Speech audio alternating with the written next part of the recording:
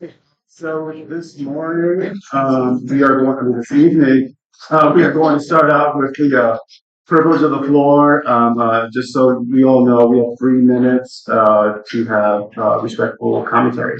I'm going to open the floor to Carolyn Lewis from Food. Good evening. I'm Caroline Williams from SUNY Oneonta, and this is Laughlin Square, facilities manager. About a year ago, we came and talked about our solar project that will be happening on campus and gave a presentation to the board. We're here because we finally got the state approval and construction will happen. So we provided you with the most recent solar panel layout so you have it, and a sheet with contact information, because as we start construction on West Street, you may be getting phone calls about noise, traffic, the kinds of things that come with construction. And Lachlan here is the person that, if you get any calls, you can direct them to about the project. Okay. So just kind of a quick update to let you know that we're actually moving forward with that. So if you have any questions, please feel free to reach out to me. Or yep.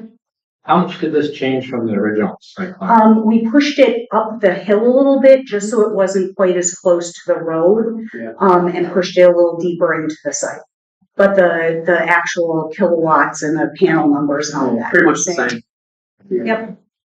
Can we get an electronic copy so we can put it on our website? Yes, absolutely. Yep. I can email that to you guys. And if you have any questions, feel free to reach out to myself or reach out to Lachlan, and I'm going to be driving him home, but if you need me to come back for other things, just let me know. Thank you. All right, thanks. And now, if anyone else would like to speak, please let us know. Teresa. Was I supposed to talk about the art now or later in the? Sure, we can talk now if you want. Yeah, go ahead. Okay. So I'm Teresa Szyszewski, and I'm here for Destination Oneonta. And we're doing a children-friendly summer festival at Important Park this weekend. And we were hoping that the town could see their way to sponsor us the use of the buildings there. And so if anybody, there's all kinds of children-friendly things that do not cost them anything. Adults, of course, do pay for their food. Well, they pay for food. And so how we did that, really. They pay for food and any vendors that they want.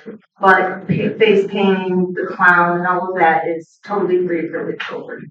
Nobody, bounce houses, all the mechanical bull is for adults. Pretty much. That's I'm doing it.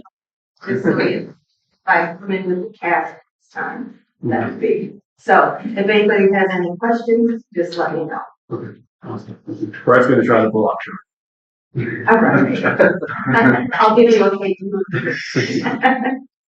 Thank you, Teresa. So you're asking for a waiver of the fees? Yes.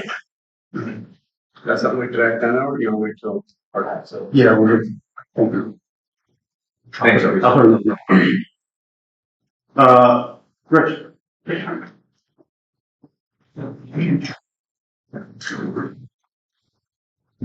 Good evening. My name is Rich Harlan. I know there's been discussion at the board level and elsewhere about the lack of year-round single-family housing in the town of Oneonta. I want to call to your attention that there were 2 projects for year-round single-family housing in the town of Oneonta, both of which were abandoned. And they were abandoned because of the high costs imposed by the town of Oneonta in connection with roads, streets, and sidewalks. So the town policies have actually mitigated against there being actually brand new single-family housing. The consolidated funding application has an avenue where a municipality can apply for funding to underwrite the cost of, or help assist with the cost of infrastructure in single-family developments and even other style developments. Also, you may be aware that there's been federal legislation recently that was passed and signed into law, or became law, and that a cornerstone of that legislation was to try to address zoning issues that prevented there being affordable housing. the town of Oneonta ought to look at its regulations in connection with housing as it relates to roads, streets, and highways, and try to maybe follow the template that the federal legislation has set forth. I also want to call to your attention that we're in the process now of renovating a home at 13 Raymond. It's a home that had been unoccupied for several years. It had no heat in it for at least 2 winters and probably more. It had an unpaid water bill running 6 years. I actually showed that home to the supervisor back in the winter. When we removed the walls, we found any number of electrical violations, which miraculously did not result in a fire, but very well and very easily could have. There were also any number of roof leaks. There was mold in there. We just had to gut the whole thing. I want you to know that if there weren't an opportunity to rent a baseball, we would never get a return on investment. And even then, it's going to be difficult to get a return on investment. If you decide to eliminate that opportunity, then you're going to have lots of homes like that are not renovated. There are others right on that same street that are equally as bad. One of them has a raccoon staring out the window at you in a photograph that they took. So I just want to make you aware of that. Also, if you would like to see the home that we're renovating, just reach out to me. I'd be happy to arrange for a viewing. Thank you. Thank you. Yes. Good evening. My name is Cindy Lair. I live at 127 Ridge Drive in the Woodland Water District. I believe that's on the agenda tonight to talk about the water quality. So I lived in my house there for 17 years, and about 2 years ago, I started experiencing some water quality issues. This is my second time attending a board meeting. I attended a meeting last year, so I started experiencing these issues about 2 years ago, noticing brown water in a water pitcher, filling up my bathtub with some brown water, off-color water. So it was about the same time that the town decommissioned the existing well and pump station because there was a risk of that collapsing because of soil undermining, and the same time as the south side water main projects. I know that the town has installed an auto flusher and they do regular water main flushings, but that's not addressing the problem to address the contaminants in our drinking water. It's my understanding that Lamont Engineers is no longer involved. I'm a civil engineer and I work in facilities management, and I know how long projects can take to execute from design procurement to awarding the construction contract, and I don't see any repairs happening in the next year. My question is, do you have any funding for this work? Have you hired a design consultant? Is there a project timeline? I'd like to request a special meeting with the Woodland Water District residents, with the mayor, the town board, and the head of the water department to see what the next steps are and the timeline for implementation. So right now you have a moratorium on data centers to evaluate environmental impacts. So I feel like this is an environmental impact, and it's been going on for 2 years. So I just like to request that meeting. We live up there too. Me too. We agree. That's why we're here. So I have some pictures. This is my pool that I just filled up brand new. This is what the water looks like. Same with the bathtub. I haven't drank the water in about 2 years. I've been buying drinking water for 2 years. So I'll just leave these up here for you if you want to pass them around. Thanks. And then we're getting ridiculous high water bills for brown water, which is unacceptable. Unacceptable. So, That just- needs to change. yeah, if you wanted to speak, just so we all do speak up one at a time, but please let us know. You want to go So, Right, because Yeah, just please, yeah. So everyone can hear you. Thank you. Yeah. I'm Pam Moore. I live at 110 Amber. So in the past, I've lived there for like 24 years, and in the past, I had a pool. I haven't had a pool in many, many, many years. So in my water bill, last year was outrageous, and this year. And I have like less people living in my house, and we're still having water, the brown water issue in the tubs when it's being ran, in the showers. Like she said, we can't even drink the water. Mhm. So, like, when is things going to get resolved with this? Okay. Yeah, When you're done, I just want to make sure you're done. yeah, So I'll just answer, Yeah. everyone at the same time. When I was made aware of this, again, 2 years, 3 years is way too long, in my opinion. And so this administration, has made it its priority. And so we enacted about 2 months ago, we enacted a specialized emergency task force who have been working on this issue. And so, the members include our newly, contracted town engineer, Otsego County, planning, director is involved, our water departments, many board members, our highway superintendent.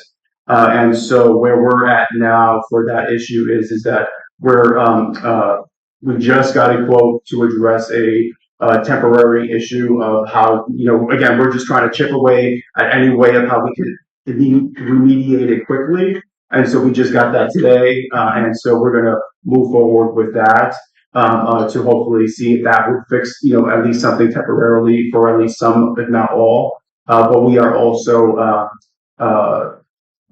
pretty much like 99% ready for an RFP to go out to address, the issues at a larger scale.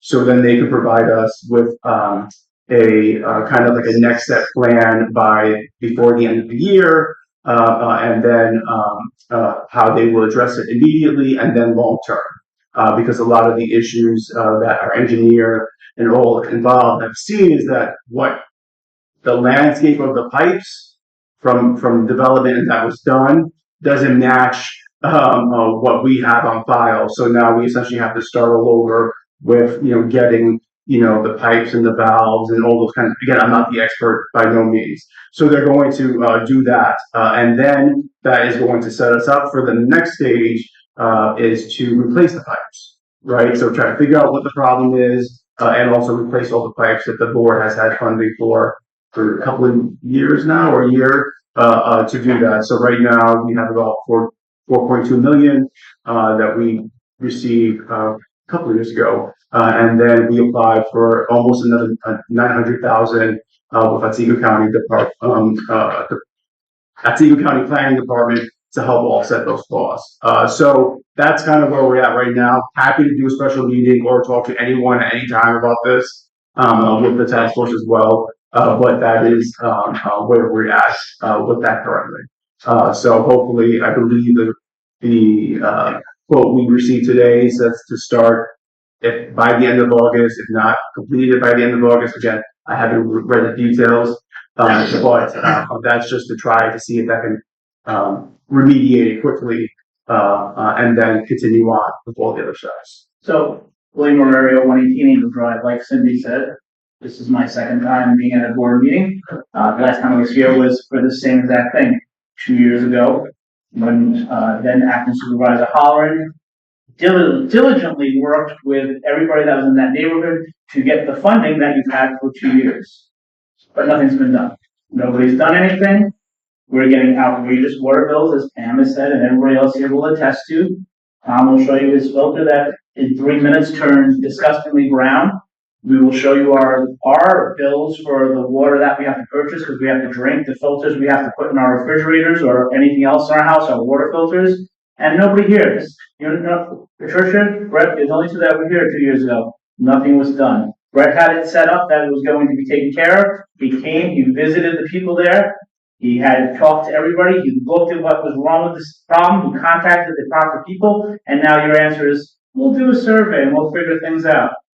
That's not good enough for the people that are here. If you'd like to come over and have a drink, come over and have a drink. I'll pour it right from the faucet. Any one of you. I'll go home and get it for you. If you'd like. If you want my water bill to be through the roof like it is, I'll bring 200 gallons. Let's bring it to the All-Star Village and let them have it. All right, we're bringing people into the community. Let them have dirty and disgusting water. But instead, we make videos with them saying, hey, look at us. Look at the town of Oneonta. Not our water bill. Don't go to Angel Heights. You don't want to be that. And then we're replacing our hot water heaters, and it's on to us, that's our cost. Just so that we follow processes one at a time, and let's make sure that everyone has a turn as well. Thank you. So just to answer again, completely unacceptable by any means, and this board is moving forward with that as well. So when do you expect a solution? I honestly I can't answer that. That's why we hired the experts to do that. That we hired again 2 years ago. What was that? That we hired the same experts from 2 years ago. Again, I don't know anything about the plan. I would ask the I'll previous jump in. board members to jump in, and Brett, since you shared that he's very involved in that previously. But that's that's currently the plan that the task force has decided. All the board members, 4 of us were at that meeting, the last meeting to determine those next steps. And so that's where we're at, with that. But even if we were to replace the pipes, that could take several years, as well. But we're trying to make sure that we have an emergency plan while we're planning to replace the pipes as well. So we're doing all of So those then, so at then the maybe same like time. Cindy said, maybe we should have, maybe we shouldn't be paying our board. Maybe that's a good idea. Yeah, the board could certainly discuss that, and see what that happens. We're not using our waterways it's intended to be. I wanted to say, it's not a survey, but there's a recently formed will tasked us with doing that, the Woodland Water, District, committee. We're addressing it in particular. We have Alex Herman, engineer. He has come up with a request for proposal, and it's for diagnosis, a quick diagnosis, as quick as we can.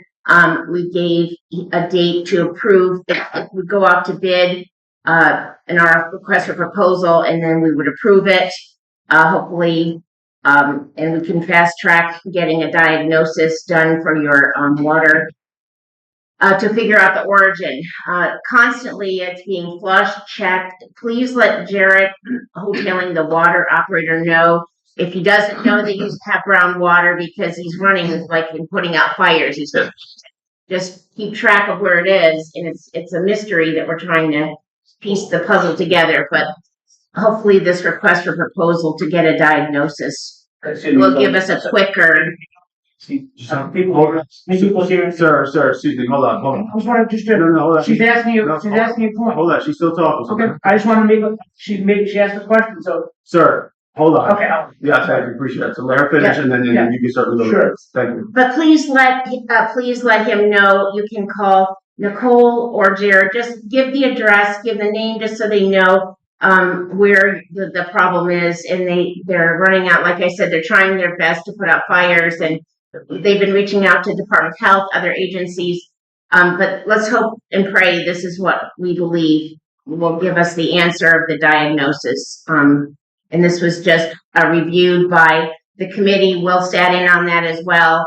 And we all fast tracked it as quickly as we could with dates, so we could get to the bottom of it, to get to an answer, because we're just doing the best we can. Thank you. okay, here's points then. Number one, then, what did we waste our money on 2 years ago when they diagnosed the problem? That's my first question. And number two is to the people here that live in that area, how many people have had groundwater in the last 2 weeks? That'll show you your people telling you what's going on in their neighborhood. It happens every single day, or at least once or twice a week. Some people have it consistently, other people have it intermittently, but it's happening all the time. So for those again that are here that may have not contacted our Jared, our water director, please contact him and let him know so he can have that on his itinerary to look at, check out maybe flushing, whatever it is. But if he doesn't know that your house has groundwater, right, like he's not able to determine that as we are looking at all the diagnosis and all the possibilities. So please just let him know. Good. So do you think that this task force can send out a letter to everybody in the Woodland Water District to collect that information? And then I am gonna follow up with Alex Herman and Jared about setting up that special meeting, maybe after you initiate your study, your diagnosis. So I'm happy to I'm happy to enact that and do a special meeting. Thank you. Because I'm the one who can do that, right, in the board. But I'm happy to do that anytime, and honestly, meet with anyone, talk with anyone anytime. So we can certainly do that as well and keep you all updated and send the letter out.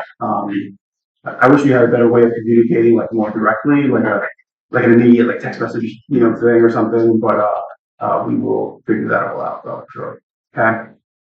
Who do we talk to about adjusting our water bill then?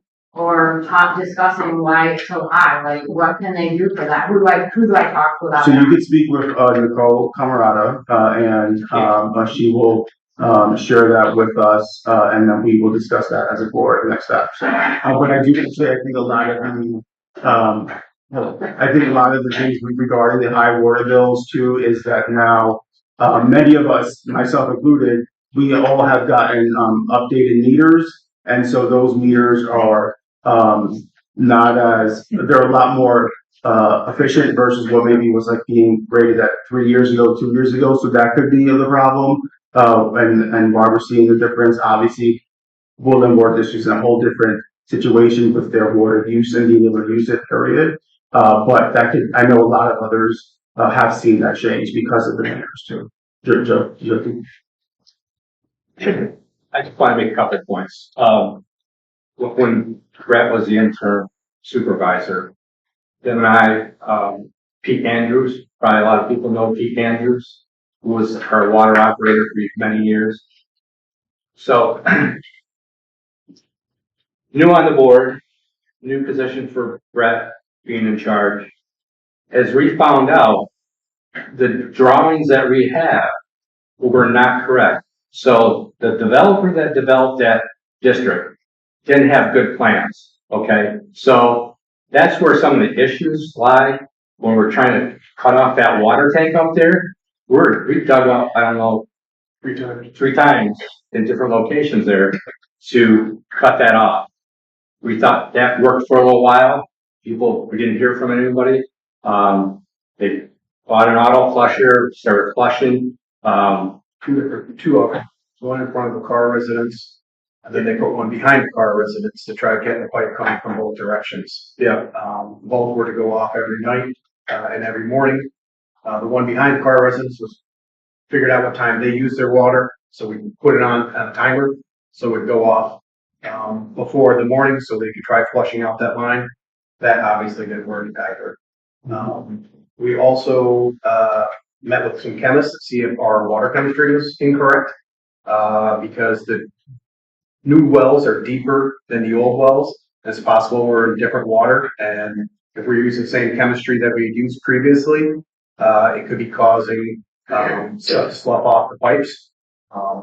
We also looked at the fact that we reversed the flow of the water when we switched wells, which is a very likely cause, because you have water going in a direction for so many years, and things do build up on the inside of those pipes, especially because of the type of pipe. It's a transnite pipe, which is a concrete asbestos-built pipe. It probably, if it was an 8-inch pipe, it probably is down to 6 at this point, maybe less. Now you reverse that, things are going to start coming off, and based on different flows, if a lot of people are using them, more things might start coming off, and as the flow increases. We also have higher water pressure because of the new wells and the new pumps. Before we worked with the old Woodland Water District was a very archaic system.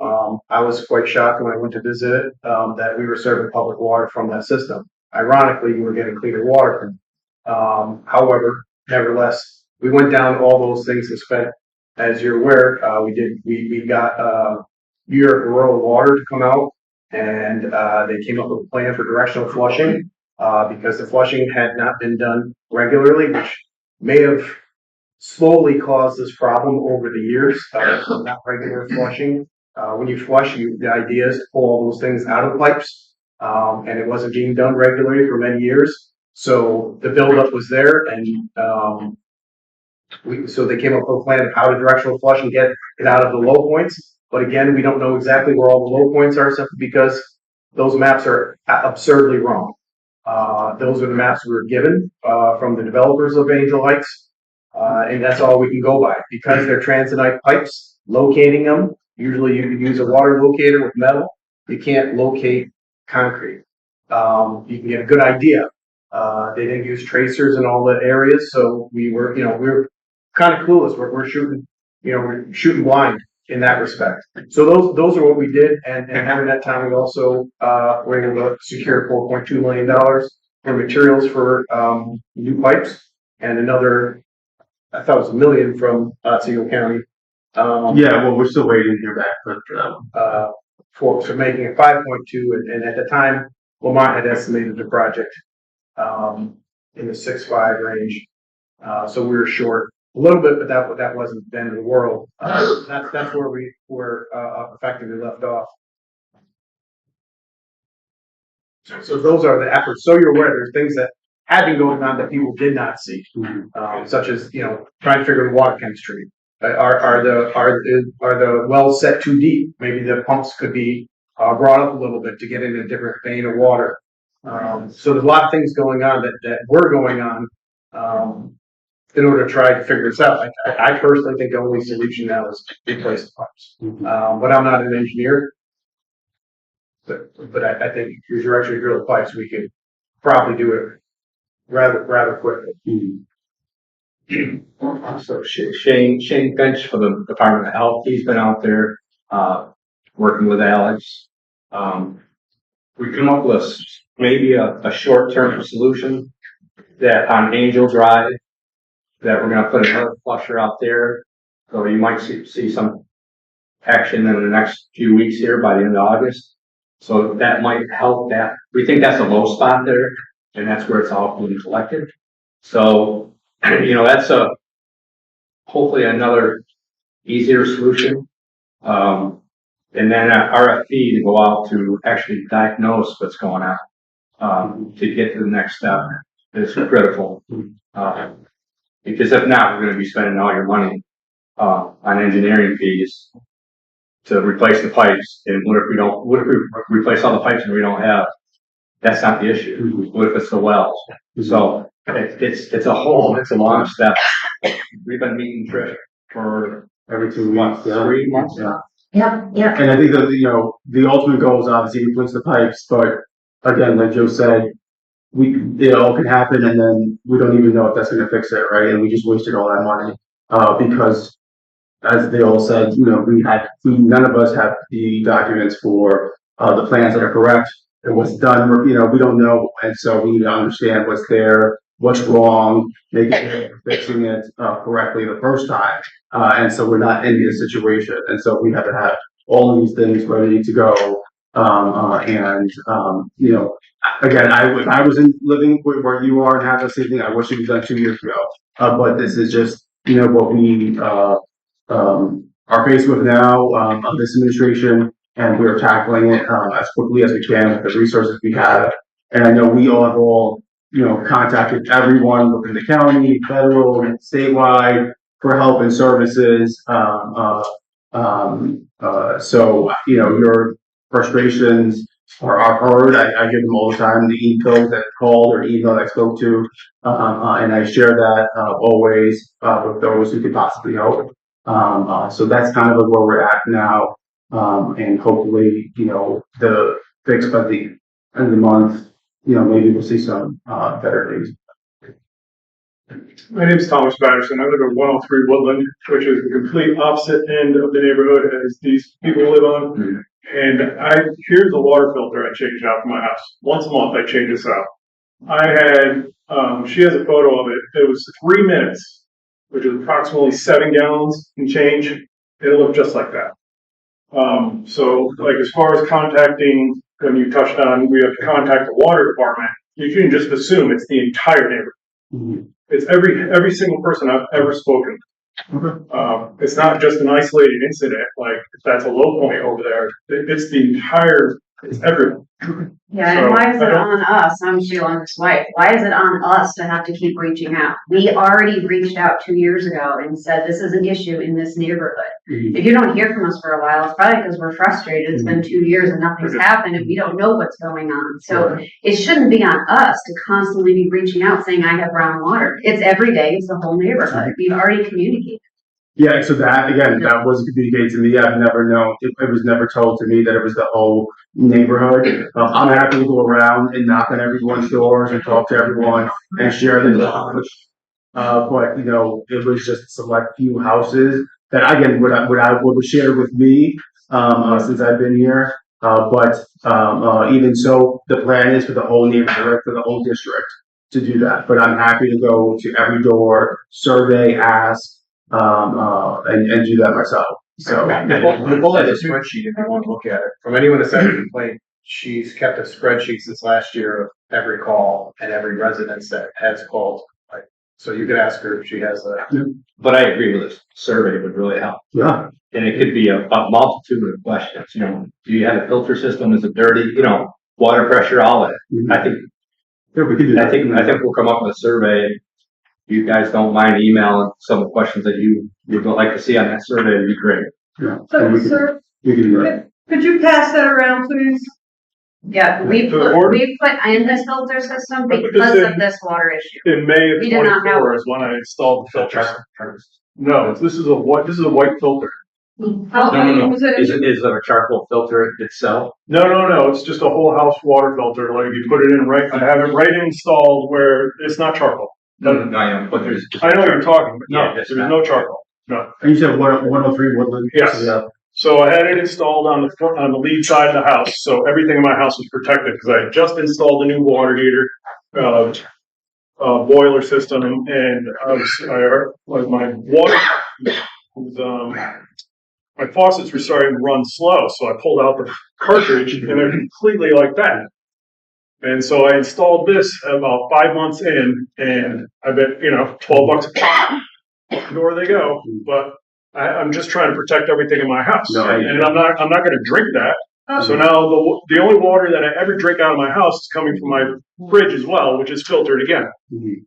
How So- long was it in there? That was 1 month.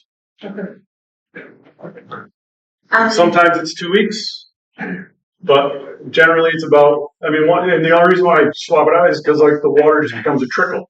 Huh. Yeah. And I've asked, We changed the filter and this was 3 minutes after. This is 3 minutes after I changed that filter. and just so 7 you know, gallons of water. just so you know as well, I have asked everyone who can give us money that, about the situation, letting them know, like, hey, can we cover, filter to get all emergency money for their appliances, all these other things, but it's, in their eyes, under the guidelines, it's not falling, but I will continue to advocate and ask for the money and keep pushing.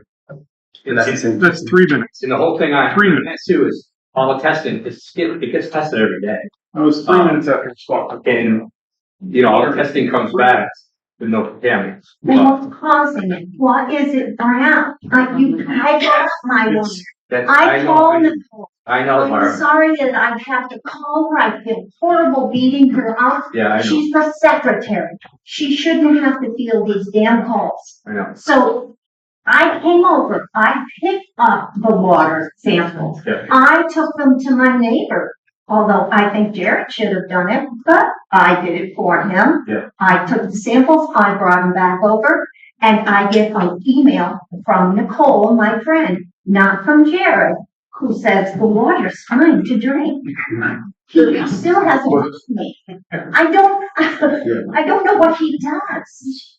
So just so I did Adirondack testing, which is out of Albany or Saratoga area, do an absolute full spectrum test of the water, and they said it came back safe to drink. Now, Tiffany Carr brought me a bottle of water from her house, which I've had next to my coffee maker for almost 2 years.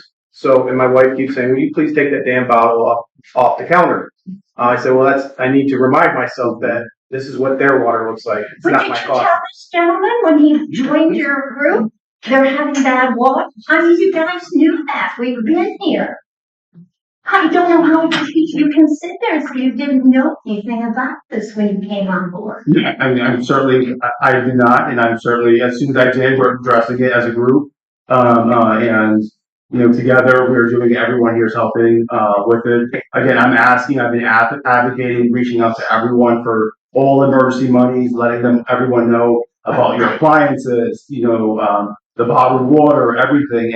And the response I get is that, is it unsafe to drink? Do you have boiled water advisories? And I share how dark it is and the issues with the water, but that under their guidelines, it doesn't equate to an emergency. But again, I know that it is, based on everything that I've heard previously and obviously here today, that it is an emergency. But those that have access to the resources to help us, their guidelines doesn't say it is. And so I will continue to advocate and share these stories, and push for them to, hopefully, assist with any emergency funding as well. But again, this is what we're, as a whole, right now, trying to do it, again, emergency level, and then diagnosing, and then long-term solution. We should not have to pay our water bills until this is resolved. I mean, we can certainly discuss that as a board. I don't know what, the legalities or how that works. But I can certainly discuss that as a board. It's enough to $300 a year I'm paying for water. Exactly. It's ridiculous. I'm on a fixed income. I shouldn't have to pay your water bill plus $300 for my bottled water. It just, I don't understand how it can go on this long and nobody seems to give a hoot. You truly don't. You're just jerking around and the cost of everything else is gonna go up before you get these things started. I just want to say, I hear your frustration. I know, I think, at least with myself and everyone here, this is an emergency with us. We are addressing it as quickly as we can with the resources we have. And we're going to continue to diagnose it. I think, hopefully this quick step, that's going to be done solves the bigger problem. But if that doesn't fix it, the task force is going to work on another thing while we're doing all the other long-term issues. Like all the things that Fred shared that him and Joe did last year. All these things are just other ways we're trying to chip away to figure out anything while we're working towards the long-term solution. And as far as that long-term solution, I mean, it took me about 3-4 months just to even get a hold of anyone at the HUD office who oversees this federal money, because there were no one working there because of cutbacks at the federal government. And so I had to ask for help from Senator Chuck Schumer and Congressman Josh Riley, who got me connected with individuals and get us all set up and ready to go for that. But that's the plan, is to do this and then continuously try all these other little steps that the group keeps coming together on, while ultimately replacing the pipes. I'm just gonna throw this out at the board. If there's some way, I know the water's been tested many times, but if there's some way that part of that filter, the gook on that filter could be set for an analysis so we can see if it's organic, inorganic, and what the chemical composition might be. Because I mean, it's concentrated, and in your small jar of water, it's dissipated. Send it out. Because that looks like a really good example of what it is. That is very, It looks like that every time I change it. It's the same thing. It's like slime almost. I think they pick up the water Thursday, rather. Is that Thursday? So we can get that in tomorrow. They'll be down there on the Office for Jared. Tom, do you mind if we keep that? Oh, I have plenty more coming. I know. I'm just I have one right now. I get the one I just showed you a photo. I can swap it out right now. what size, do you know what size filter that is? It looks like it's under 5 microns. It looks like a 2 micron filter. And it's a picture of that on the thing. She has a box picture. I'll tell you. I can't read it. I don't have my glasses on. I'll tell you what the specs are. And So does your RFP for the diagnosis include as-built documentation of the existing piping infrastructure? Is that also included? Because it probably should be. Have a look. I mean, we can certainly confirm it with the engineer and go with that. I mean, so with that, they're going to look at literally everything, all the wells, pipes, soil. I mean, I'm pretty sure that it's How things were, actually Lamont built that system, how that was built. Right. How do they determine to hook into it, how that procedure was? They're gonna look at all that. Okay. Yep, it says review of available drawings, as-built information, and prior improvement records, including documentation, new well house, decommissioned storage tank. So that's just, so some of the things that you listed are in the scope of the services. My name is Julie Ward. I live at 136 Angel Drive. A majority of us were here a year ago. And now I'm hearing that only 2 months ago this was made an emergency. I do want to commend Brett for the work that he did. when they were switching out the pipes. He was there for hours after they were doing it, after he worked a full-time day job. I, 2 hours ago, probably, maybe 3, sent all of you an email with pictures from our toilet tank, which is right here. I sent everyone on the board. Wow. Ours is like this, too. That's great. Isn't it? Mhm. Yeah, not hard. And when you wipe it out, I also, well, if you remember, back in the spring, I came to Nicole's office with my coffee reservoir, which was orange. I think that all of us have been quite patient, albeit very frustrated, with the lack of things being done. I know that things are being done, but it's not acceptable. It's not acceptable for the amount of money that we are paying out for water that is not good, and the amount of money that we are spending to drink water.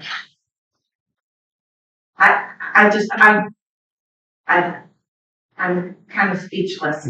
You might as well just double our water bill for what we're paying. Maybe we should go to the paper, maybe we should go to the TV station. I don't know. I just think that we need to make this more of an issue that people realize.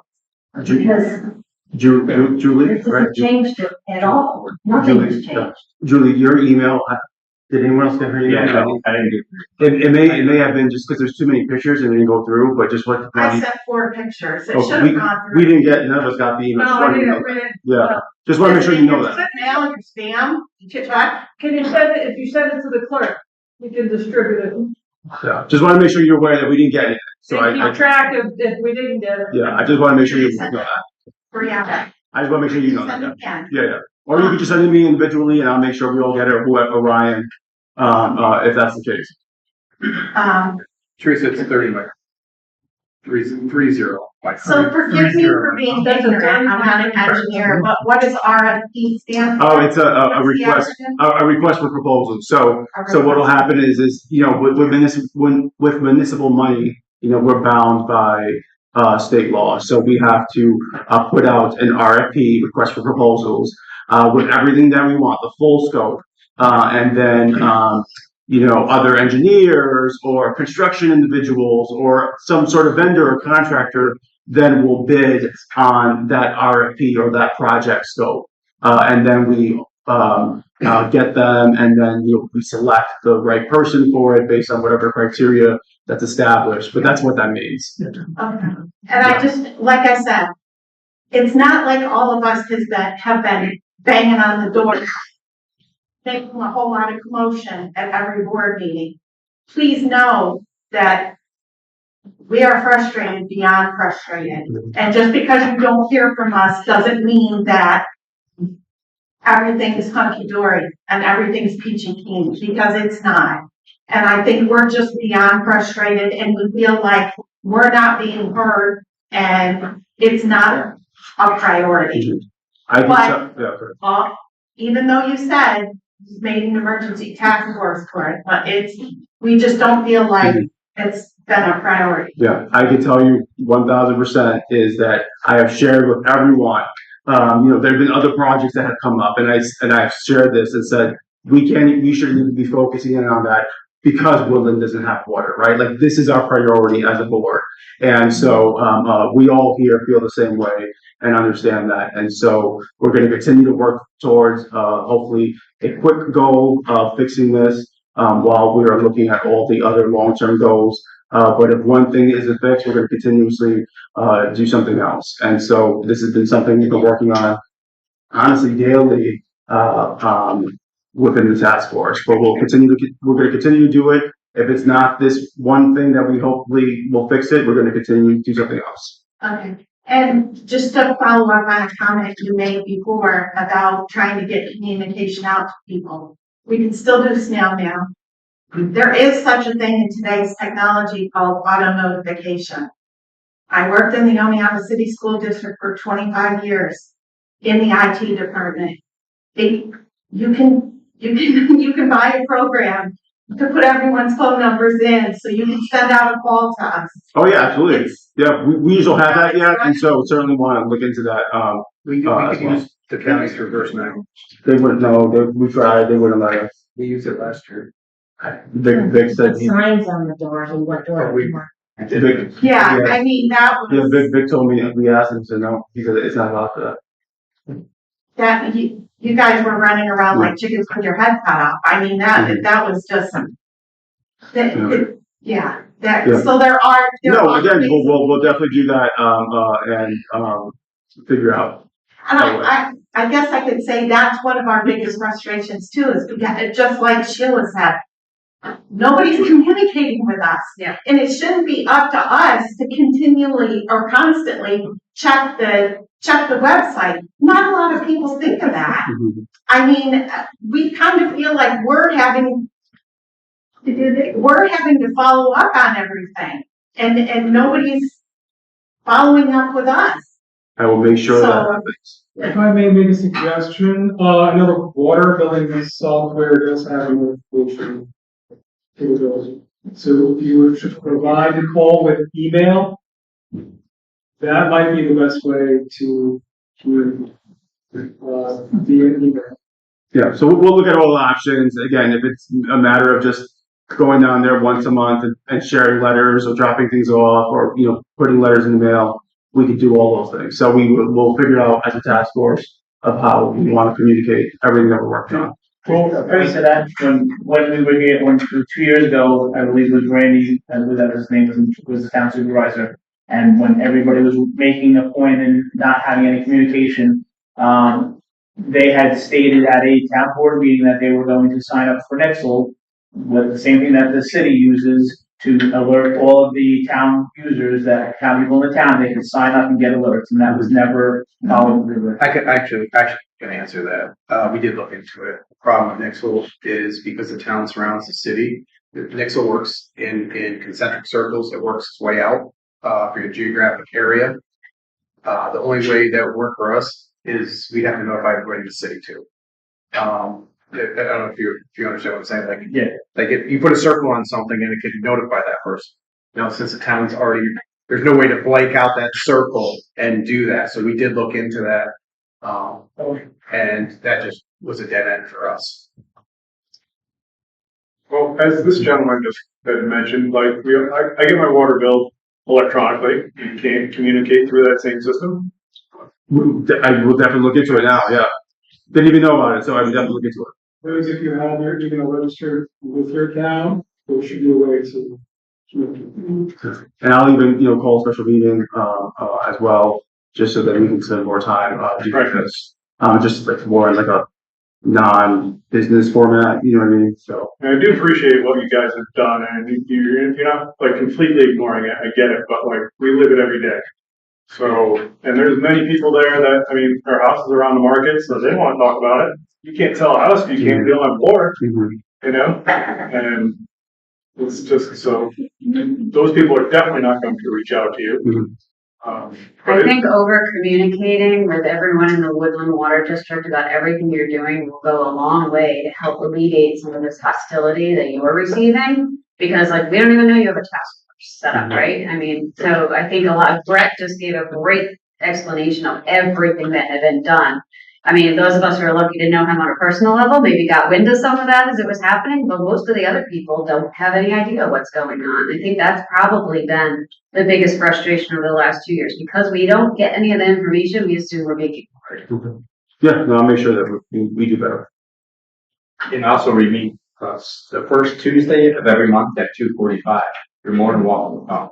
It's just Some of us can't get here. I know.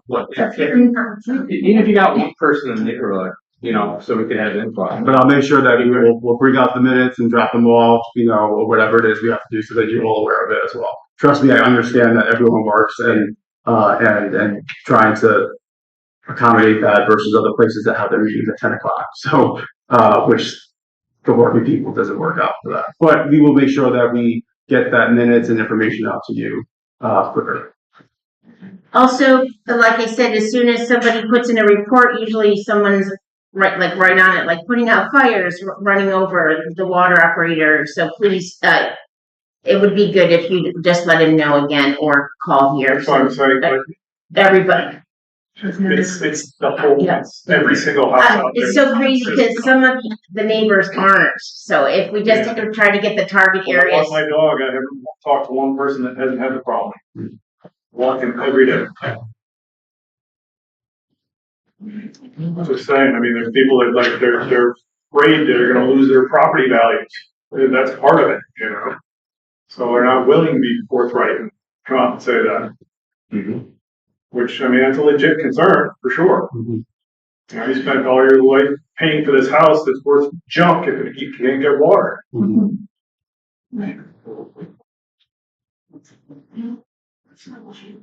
It's food for thought. Thank you all for sharing that. Anyone else before we move on? And just so we all know, there's also another privilege of floor at the end of the meeting as well. But we do have to conduct business, but I will honor those who raise their hand. That's not. Different topic. Just that I think if I share this now, maybe they'll be answered later or can be answered in presentations that come up later. Regarding the application by the All-Star Village, just some things that I noted where they say there's no increase in traffic. So part of me is saying, well, why do we need all these new parking spaces if there's no increase in traffic? And I hear they are expanding, so that kind of caught my eye in the application because I know that impacts the infrastructure, which is why I'm sure that that's being asked and what impact that might have. And I'm thinking it would go through DEC or something anyway, just that they did note that they're adjacent to wetland waterway, but supposedly it's not supposed to be impacted. Again, I have to trust that you guys are gonna follow procedure and application process and review processes for that, but that's always a big concern when you're hearing about water things here, and you don't want another area that's impacted with negative water problems. So those are kind of my questions there, and I don't know if they have in their project, I didn't see that. There really should be a walkway created that goes over that for 23. And then also, I'd be curious to know if you're going to talk about it when you noted on there, you requested a review in regard to the distribution of tax revenue and how little comes to the town of Oneonta. I wonder if somewhere there's a breakdown of where it all goes, because what was shared on there, it's such a minimal amount that's coming to the town of Oneonta. So I'm glad that that's being looked into, because that is really concerning. Yeah. Go ahead, please keep going. Okay, yeah, because I don't expect you to answer it right now, maybe, as things come up in the board meeting. Solar power. I guess my thought would be on that, if we're getting solar power, that any plan would include costs that might be incurred that are incurred when those solar panels expire, and to dispose of them in a way that is, environmentally sound. Thank you. Because that's not a good part of solar panels. And, if we're saying we're using them because of the footprint and, the benefit of that, well, then part of the plan needs to include how we're going to dispose of them in an environmentally sound way as much as we can. I don't know how safe that can be. Some of your questions you'll hear more about those. Okay, that's good. Just so you're aware. Just so you're aware, yeah. But so I thought if I tossed them out now, as those things came up, maybe share that out. So, but that's all I have. Yes. Oh, I can say Ramona Liquor, 19 Shepherd Ave. Sorry. No, Ramona, you always come in and share. Okay. Thanks. Same subject. My name is Douglas H. Samuels. This is my wife Cheryl. We live at 676 County Highway 35, which isn't even in the town of Oneonta. It's in the town of Milford, but we get a substantial amount of baseball rental pressure in our neighborhood, which is a secondary impact. So we're aware of and concerned about the proposed All-Star Village expansion. And Mr. Supervisor, we saw your letter imploring transparency, and we applaud that. I actually made an appointment to review the records today at the Code Enforcement Office, and Ryan and Wendy were very helpful, but I don't think they've been given all the records, and I don't think they've been given the most up-to-date records. For instance, none of the parking lot expansion records are posted on site, nor the zone change application, and it's all part of the same application. So we're looking at and I realize this is the planning board, but Mr. Supervisor, since you made an issue of transparency, I wanted you and the board to understand. I've tried to look into this, and I've not only not been able to see all the documents, but the documents that I have seen are outdated. So it's difficult for the public to prepare for a public meeting before the planning board next week when the relevant documents are not online and are not even available at the code enforcement office. So I don't want to throw shade at anyone, Ryan or Wendy. They're very helpful. I want you as a town board to know that I'm trying to look into this, and it's more opaque than transparent. I did see, though, that it requires a zone change, which is done by local law, and that's your cross to bear. That means you're an involved agency under secret, and you're eligible to serve as the lead agency. Now, typically for normal routine development projects, the planning board serves as lead agency. But with actions that have the potential to affect or further affect the character of community, it's often appropriate for the elected officials to serve as the lead agency to oversee the secret review. And I've tried to look through your minutes. I have not seen a resolution where you consented to the planning board be lead agency. So if that has not occurred, I submit that you should strongly consider asserting lead agency status for this project, because it is not a routine development project. So I understand you have it on the agenda to talk about it a little more. I'm certainly going to stay and listen to that. But if part of it is, the planning board asking your consent to be the secret lead agency, which is a very important role, I think you should strongly consider saying, hey, for this project, considering its potential impact, some of which we've already touched on, many of which we have not, it's appropriate for you as the elected officials to oversee that review. So thank you for letting me make those comments. Yeah, and Doug, I'll make sure that whatever documents aren't up there, that they will be available. So thank you for letting me know, and I'll make sure that's taken care of. And on that topic, just so that if anyone else here has questions, we will talk about it more. Obviously, I can't speak into details of the pending application, but a couple of months ago, this board passed an expert fee law where now those who have applications submitted to us, we are now using basically an escrow account from these applicants, and then we are using that money for expert services on behalf of the town. And so we have contracted with planning experts who are leaving no stone unturned on behalf of the town, reviewing all the documents as well, and looking at all items regarding this, environmental impact, fiscal, traffic, all sorts of things. So, thankfully we passed that so that cost isn't going back to the taxpayers, right? And so it's coming from the applicants. And so, again, leaving no stone unturned, hopefully, that gives some easement to that. But this board does have full faith in what they're doing.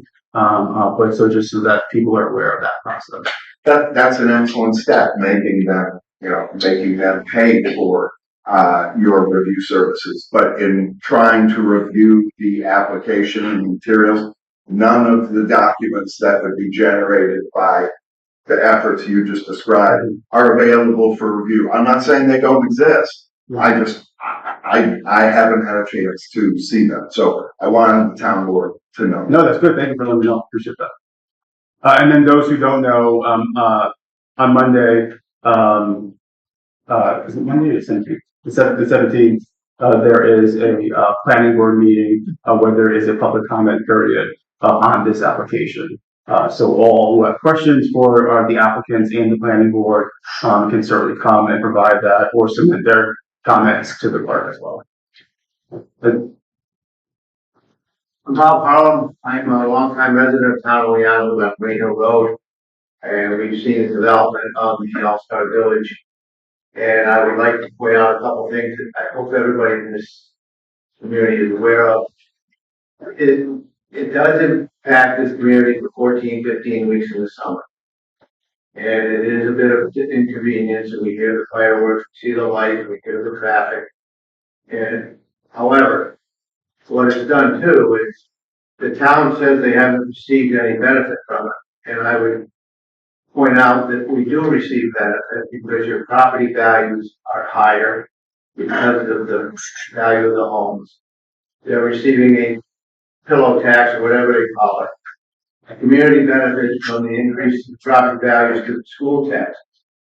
And that property, when it was developed, could have been developed into a junkyard or something totally different. It's something that's bringing in a lot of commerce to your community. Look what it's done to the corner of Winnie Hill. Taken property that sat there fallow for quite a while, turned it into some eating establishments or some others. So when you're looking at this, take the balance of both sides and look at what it does. And then also ask yourself the question, where will you be without it? So what do you propose to put in there other than that? The development of the parking on that side of the road is going to hopefully, create them better traffic. I have a single ready mix and biggest building material, so we attend to that traffic all the time. It is a bit of an inconvenience, but in the same token, it has benefited this community. And I hope everybody takes a question to take a look at the community where it is now, where it was 30 years ago, and ask yourself, where are we going to be tomorrow? Where are you going to be tomorrow?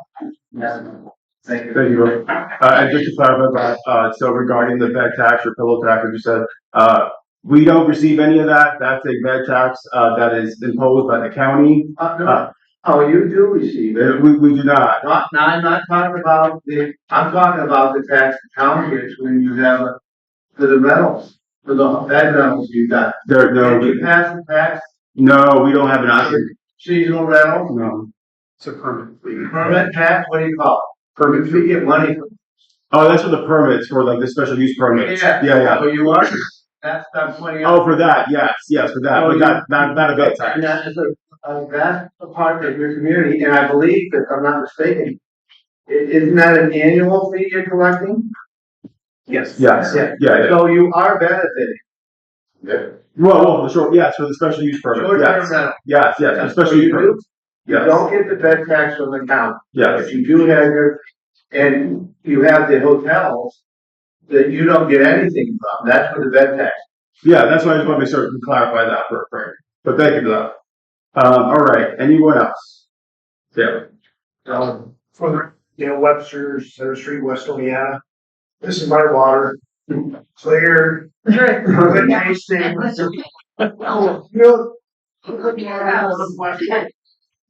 We don't want municipal water here. If that baseball park wants to come into our hamlet, keep their municipal water to themselves. Don't make it our problem. I've been coming to these meetings all the time for a long time, and every month I hear about municipal water. And we don't want it. I mean, I've been living there for 30 years. About 15 years ago, I had to replace my water pump, which is just a couple $100. That's it for 30 years. I've been getting nice, clean, clear water. This is what you get in the store. So we don't want municipal water. All right, anyone else? Going once, going twice. So now we're going to go on to our agenda item. And so if anyone, you all can start to stay, and there will be another public comment period at the end. So thank you all for coming. Very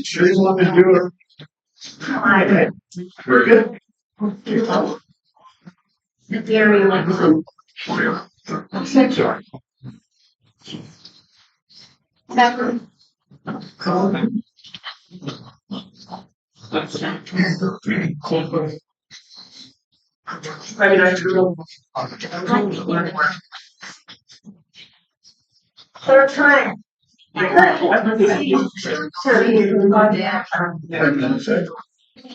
Somebody else does. Yeah,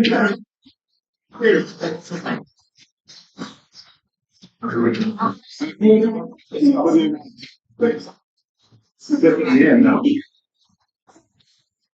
Yeah.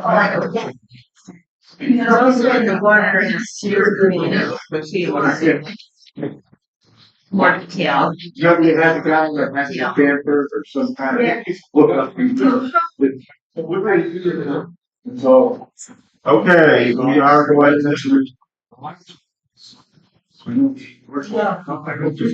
We're gonna move on to our next part of the agenda. We have a presentation, from the Oneonta Veterans Outreach Center, who are going to discuss three items. Yeah. Good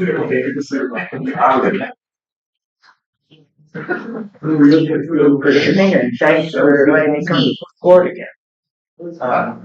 Before I begin, I want to tell you a couple of things that's going on at the outreach center. We're very close to our organization buying the armory. Okay. The lawyers have been working on it, and we're excited because the architects came in 4 times and they've decided that we can put in 24 housing units for veterans and families. So we're excited about that.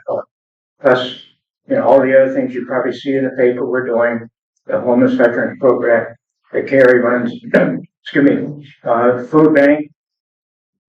You're there every day looking for food. The community is very generous and we get a lot of support. We have an AA meeting for veterans with post-traumatic stress. We have a female veterans program. We have a widows program. So we have a whole lot of action going on. But tonight, I just want to bring you up to date on what's going on with the veterans exemption for the 100% total and permanent. When I was here before, the law said that everybody had to opt in, had the option of opting in or not doing it. And then it went, a couple months later, it went to where it was mandatory. Every school district, every town board would have to do it. And then when the budget came out, they went back to the original opt-in, opt-out. And the real point I want to make is there's not a lot of people eligible for it. We went to Lawrence board meeting, and they passed a resolution. They had three veterans that were eligible for the benefit. I went to the city of Oneonta 3 weeks ago, and they have 33. I met with your assessor, and I never got the numbers back yet as to how many in the town of Oneonta. I provided it. Did you all get a packet from me? The packets with all the questions and answers. Oh, I did not provide that, no. I could. Oh, you have it, okay. You have, right? Okay, so we'll make sure that they don't. Yeah, and it goes into real detail about every question that has come in to the attorneys in Albany as to how the impact would be. Only veterans that are totally and permanently rated by the VA, that's 100%, and widows of a veteran who dies is 100%. So the numbers are very small. And I would ask that you consider passing a resolution to support that. It's effective October 1st on the goals for 2027. And with that, questions, please. I just tell you the number. So it seems there's 219 in the town. The town has 219 veterans exceptions. Out of that, 43 have a disability exception, and then out of that 43, 12 have 100% acceptance. So just so you are aware of that number. And there's not, of the 43, there's some that probably aren't qualified. VA has to state that it's total and permanent. I think he said 12. Yeah, 12. Out of that 43 is 12. Well, okay. I think that fits with what we're seeing in other towns. And also, just to clarify that 12 as well, I'm not sure, I'm not looking at your numbers, but there is a difference between 100% disabled rating by the VA and 100% total and permanent. Correct. So that 12 might actually be less. Okay. Yeah. And well, the numbers we looked at in the city, 33 would be the max. So there's not a lot of people. 3 in Lawrence, I think. Three. Lawrence already voted to pass. Right. Have you spoken with the county and also the school district? We have, I was told to let the veterans rep up there go to the county. I have a meeting next week with the Lawrence School Board. I delivered the packets to them for preview. And we delivered the packets to the Oneonta School Board, school district as well. Okay. Questions?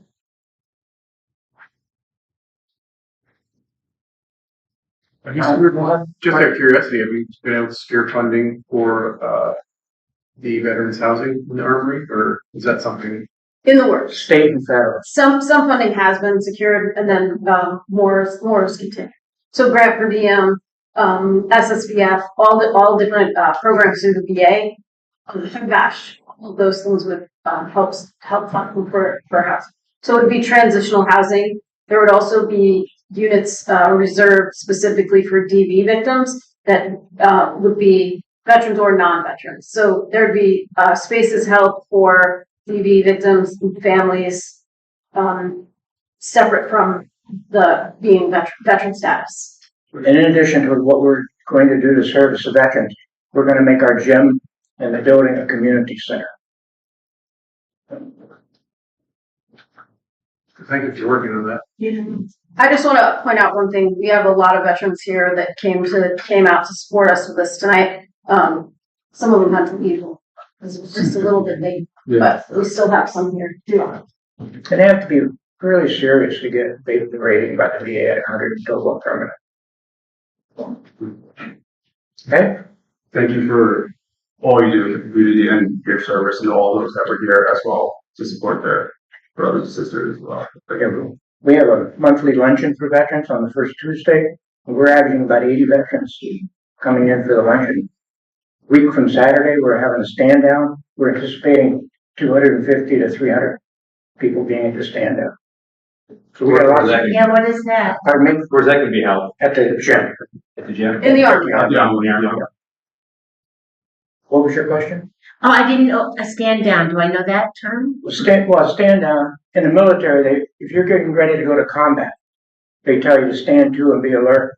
When the action is over, they tell you to stand down and relax. And the VA uses that term to bring people together and interact. And he's very nice. And rest, right? So, Of course. specifically, the services are provided for all veterans. All veterans are welcome and encouraged to come. They're really providing resources. We'll be providing resources for veterans who may be unhoused or in housing crisis or in food crisis so that they're targeted. We are able to find them and provide services. Thank you for that. Okay, thank you. Thank you. So right now it's not public comment period, but I will allow it. Please go ahead. And my name is Bill Baker. I live up on Winnie Hill Road, 1057 Winnie Hill. I just want to put a face to those numbers. I served in the Air Force from 1970 to 74. I was in Southeast Asia as part of special ops. Just want to give you an idea of the physical problems that I have now. PTSD, I have a heart condition. I've got poisoning from Agent Orange. I've had my thyroid removed. I've had 5 knee surgeries, 2 hip replacements. I'm having a knee replacement in 3 weeks. Tomorrow, VA is installing a stair lift in my house because I can't get up to my bedroom. And a host of other smaller things. But I think you need to see the face of what Gary's asking. You know, we served, we were willing to die. We came back. The government screwed us with Agent Orange. And I think the least that people can do is give us a break. Because a lot of us, this taxing to make the difference between whether we can keep our family homes or if we have to move. Thank you. Bill, thank you, for your service, and thank you for sharing, as well. Thank you. Jerry, you brother, you good? Okay, all right, thank you again, Jared, and thank you, to the Oneonta Veterans Outreach Center. So we have another, presentation, from Otsego County Planning and Solid Waste. Nicole is here, to speak about, possibility of constructing a bus shelter here at Town Hall. Nicole? Do you all have the presentation to put on the board on the screen? If not, it's okay. I can just talk about it. Packets of stuff, but we need. It was very simple anyways. Yeah, go ahead. So currently our department has funding for bus shelters through Section 5311 from the federal government, and we looked at this location at the town hall, at that kind of plot of grassy land that's across from this building. And initially I was thinking that we would try to potentially place a shelter facing State Route 23, but also through some discussions I've just had internally at work this past week, I'm also considering to make it possibly safer to not have it be on the state route, on the eastern facing portion of that, I don't want to say parcel, just piece of land, basically. So it would be facing perpendicular to the, to 23, or it'd be facing eastward on 23. But again, that could be a further discussion if the town is interested in hosting a bus shelter at that location. The county would provide all the funding for the bus shelter. We would, the funding includes all construction fees. It's all county funds. And this location is a stop on Otsego Express's Route 1. And it passes by there about 7 times through its run. It's a designated, oh, great. So that's pretty much where I am in my presentation. So that's just a picture of Route 1 through our map. It goes from Richfield to Oneonta to Cooperstown. It takes, the bus schedule itself is very confusing, so I didn't include it, but it goes pretty much from Richfield, Oneonta to Cooperstown to Oneonta a few different times throughout the day from 6 a.m. until 5 p.m. So it goes by the town hall property 5 times a day, or 5 days a week, pretty consistently. And I also included photos of current county bus shelters, just to give you an example.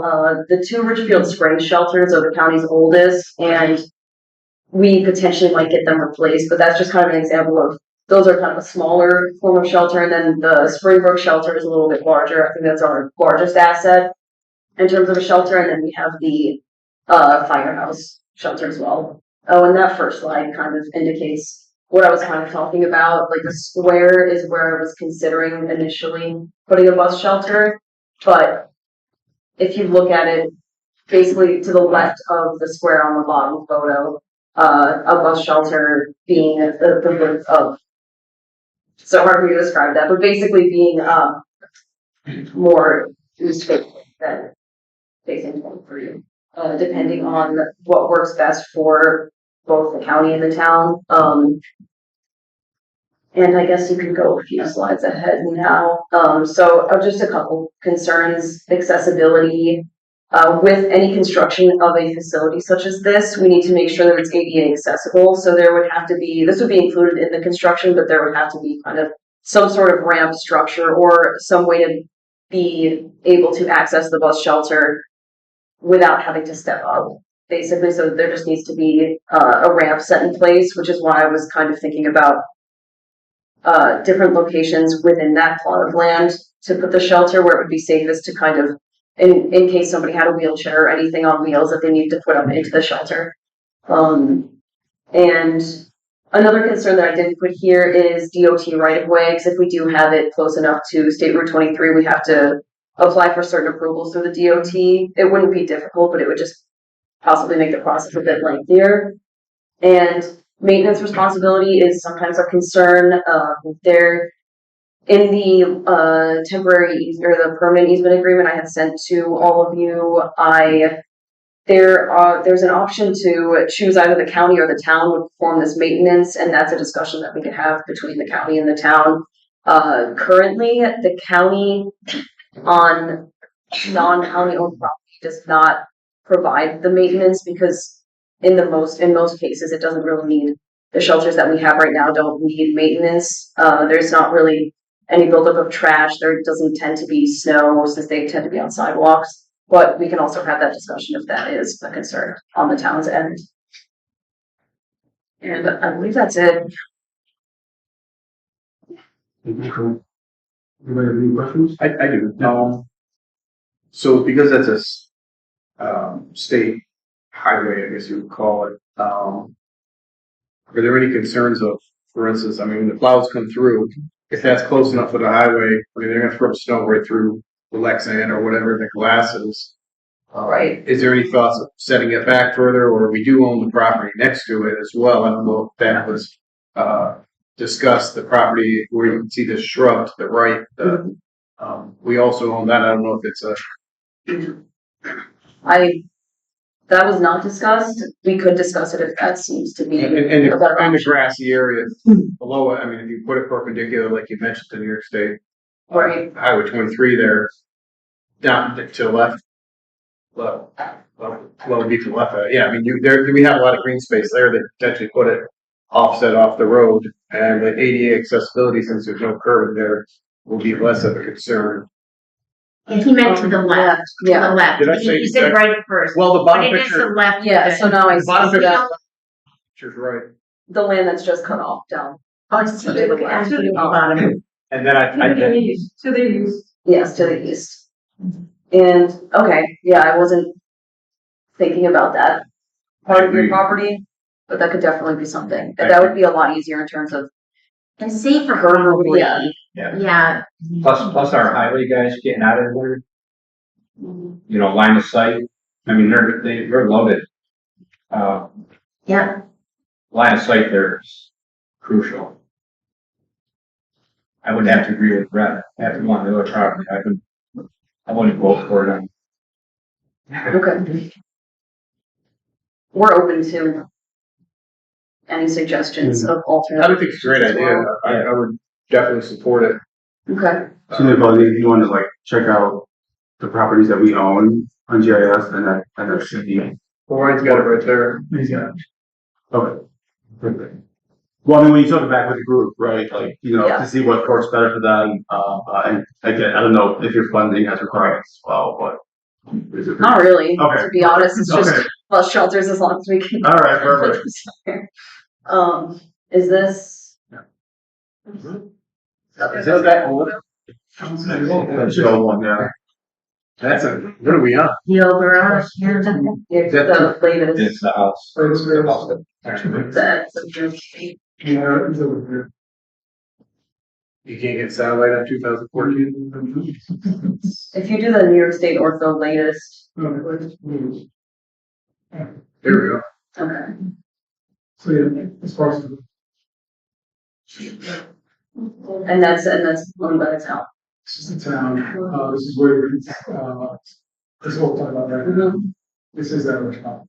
And with that, you could even incorporate a little pull-off to make it safer Right. for the bus, so it doesn't have to stop on the highway.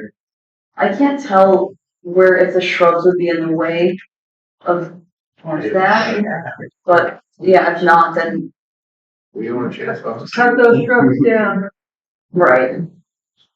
Yeah, as long as it wouldn't impact roots or anything, I guess that's fine. That could be shadowed. Yeah. Now look at you like too, you know. Has anybody checked with the DOT first? Okay. Did anybody check with the DOT first? About this property? I have not. This is basically my first step. And then I'll get to, I've expressed to DOT that I was planning to inquire about a shelter on this property, but I haven't received a response yet.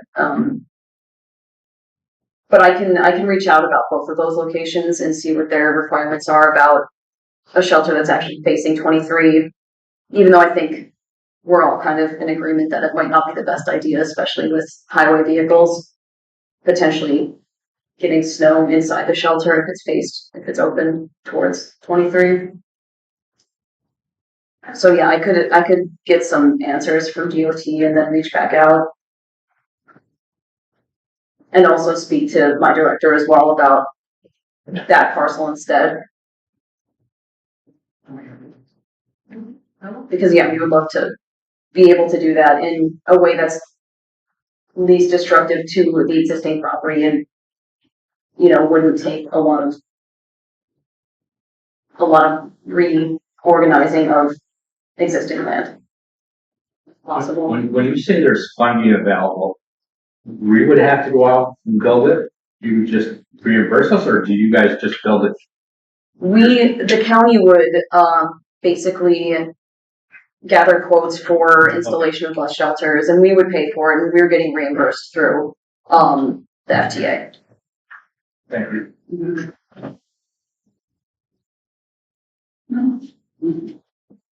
Can I just ask this board, was there, I know it's a fairly recent, that parcel's a fairly recent purchase, there was a house there. Did the previous board decide to have any ideas for it, or? Talked about charging station, we talked about, the highway department had their eyes on it just for something. Nothing specific. Farmers market. Yeah, we talked about farmers market, but then we thought we didn't want to take anything away from the city in that respect. We already have an access kind of look at it. Utility. Yeah, even picnic tables and things like that. Yeah. We can add that on. We talked about charging stations there, but then when it really came down to it, it's like, what are the people going to do where their cars are charging? We could offer a picnic table, but it's not going to charge in the picnic time. Mhm. They're not going to go take a walk because there's not really sidewalks. Yeah, I know something about that. I do. I was wondering when you So, like, while it sounded like a great idea, it just didn't seem practical. Right. It's all said and done. If you need to charge a car for 8 hours or whatever, there's not like stores, you can't go shopping, and you can come and hang out with Wendy and Ryan and go through the archive or something. But No, we can put that on the possibility of something in the future. So Nicole, if you want to talk, and then send me the email with next steps, or another proposal, not sure again. Sure. And we can certainly present again if you want. Sure. People from there. Thank you all. No, thank you. Thank you for saying so late too. I appreciate it. Yeah. Thank you. Okay. Does anybody else have any more questions? No. Joe, Brett, you guys have any more questions? No. All right.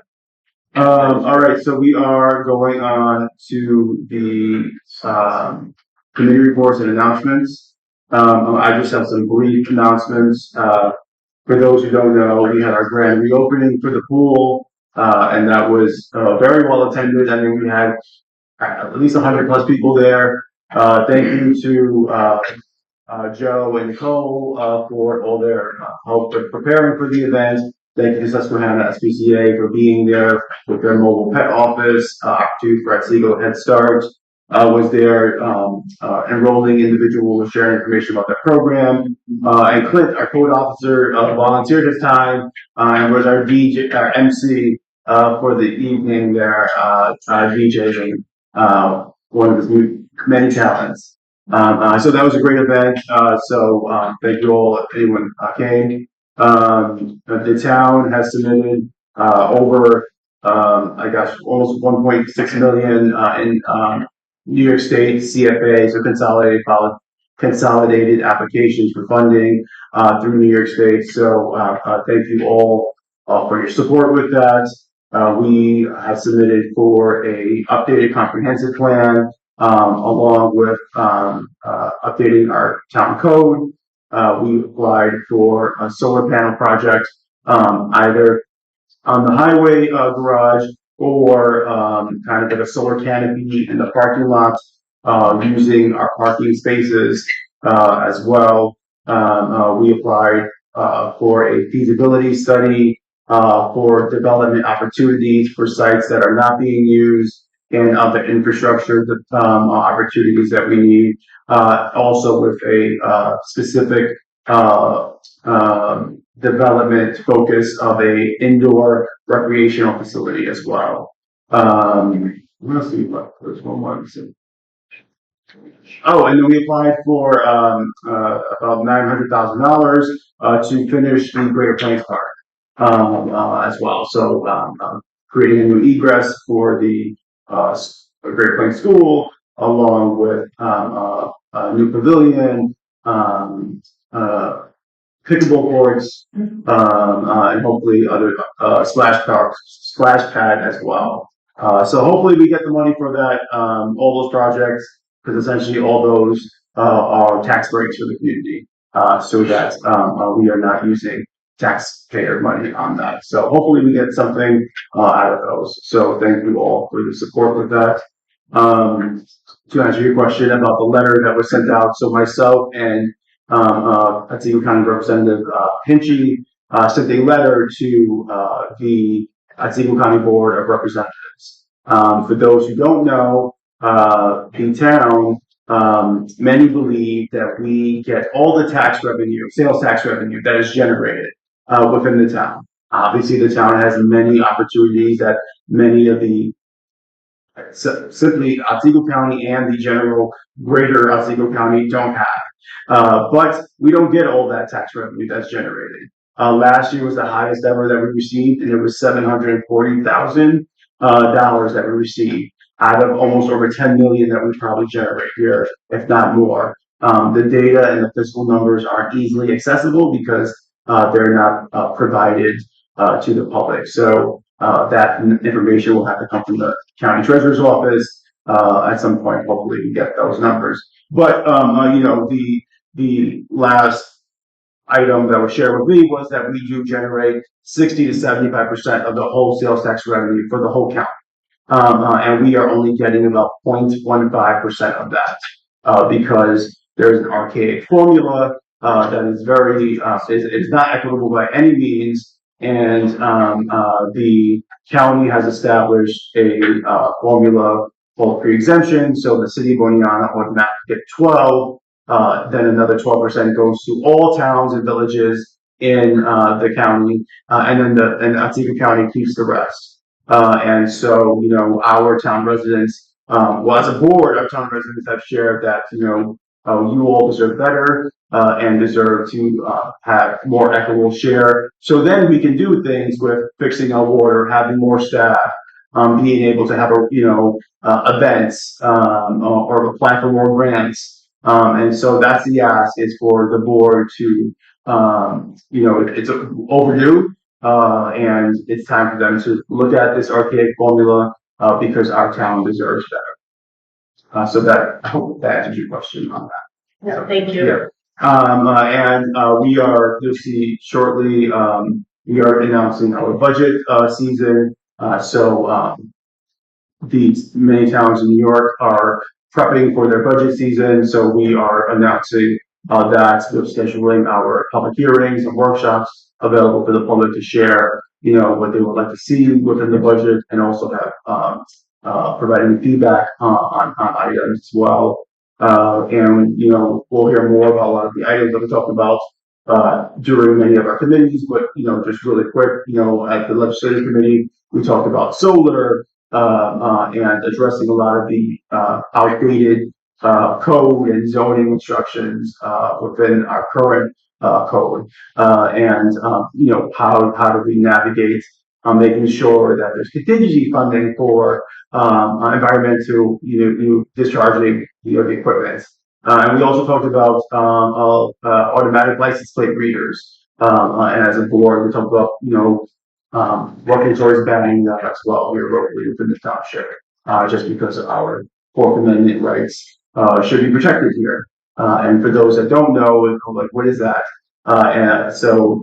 There are cameras that are being utilized to monitor individuals, other things using AI algorithmic data, but then that data is not protected, it's being sold. And none of us consented to any of that. So we are looking at that, as well. So, busy day, busy month, and so thank you all for your help with those grants, because those were all a big undertaking. So, moving on, highway, water, and sewer. And we did a lot of work behind the scenes on the grants too, so thanks, Will, that was a heavy lift, lots of time, no sleep. The Woodland Water, District, Task Force update. Yeah, a lot of it we've already discussed. The big thing that came out of it was the request for proposals that we went over and reviewed at the meeting. And so, we did ask that the timelines be compacted and moved up as quick as we could, so we could get moving to get a diagnosis for the issue. So we have an RFP that everybody has seen, drafted by Alex Herman. The dates moved up. I'd like to make a motion that we approve the request for proposals for the Woodland Water District needs analysis, the engineering evaluation and diagnostic study. Was that in the packet, Ryan sent? Did I miss?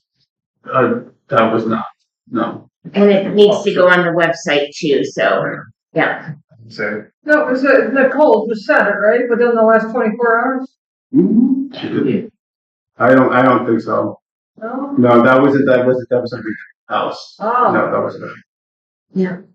So. Wait, can you restate your motion? Sure, I was asking for, I'm making a motion to approve the request for proposals for the Woodland Water District needs analysis, engineering evaluation, and diagnostic study. Motion on the floor, so second. Second. Thank you, Teresa. Discussion. For once? Let's Oh, do. all right. I'm a little confused. Alex said he was gonna change the dates and get it right back to us. Right? And here we are at 11th hour again. Yeah. How can, how can we do that? Well, just for the record, I don't have a contract, so just, I know. I wouldn't share that, so. Right. So how can we vote on something again that you don't have all the information? We don't have any information, really. Well, no, I think we sent out one version of it, but yes, the final isn't here. And the dates, the one with the dates that are. That's crucial. Those dates are crucial. No, I agree with that, with you, absolutely. So I don't think we should hold off though, I mean. how can we don't even know what we're putting? What were the final dates you were looking for, Joe? How does it affect it? Help me understand. Well, there's dates that were crucial in that packet. There was a couple other changes that were supposed to be in there.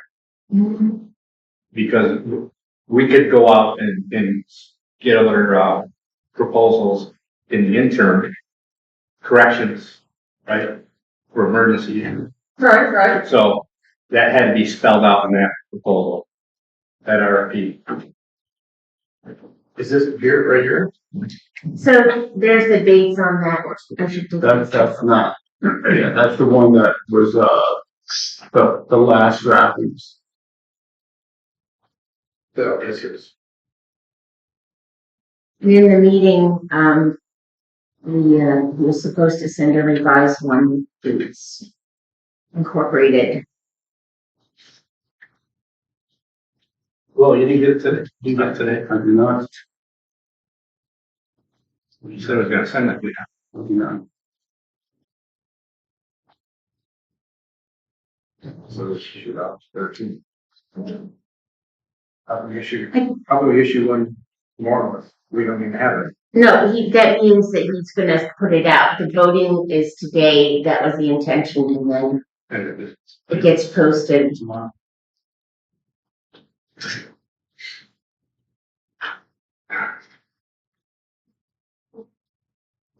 can we ask, legal counsel to weigh in? It's not a bad idea. Is there enough information I for the mean, board to take a vote, or? I mean, we could take a vote, it's on the floor, but I'm gonna just share, yeah, I'm gonna just share that, I mean, personally, I want, Woodland to obviously get all their water situation, take care of this earnestly, as quickly as we can, but I can't move forward with voting on not even having that. So, just personally, it would be, I was hoping we had that. But if we have to, as soon as we get it, we will call a special meeting. Yeah, I don't. And then we'll come in and take care of it as soon as we can.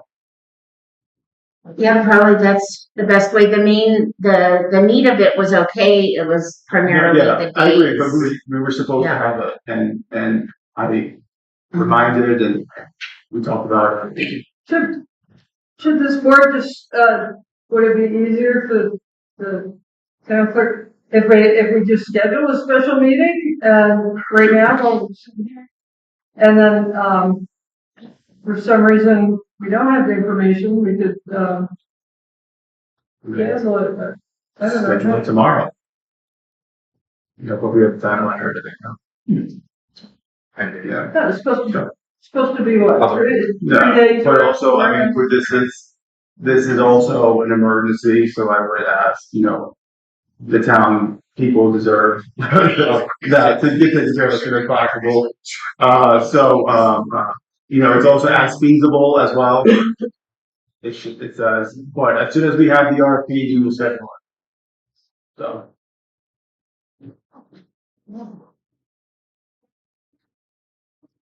So, I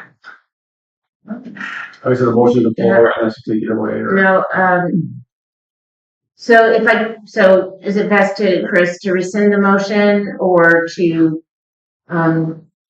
without a second? Or how? Whoever seconded. Yeah, I second. Teresa did. Yep, that's right. I'm sorry. Do you want us to? Call roll.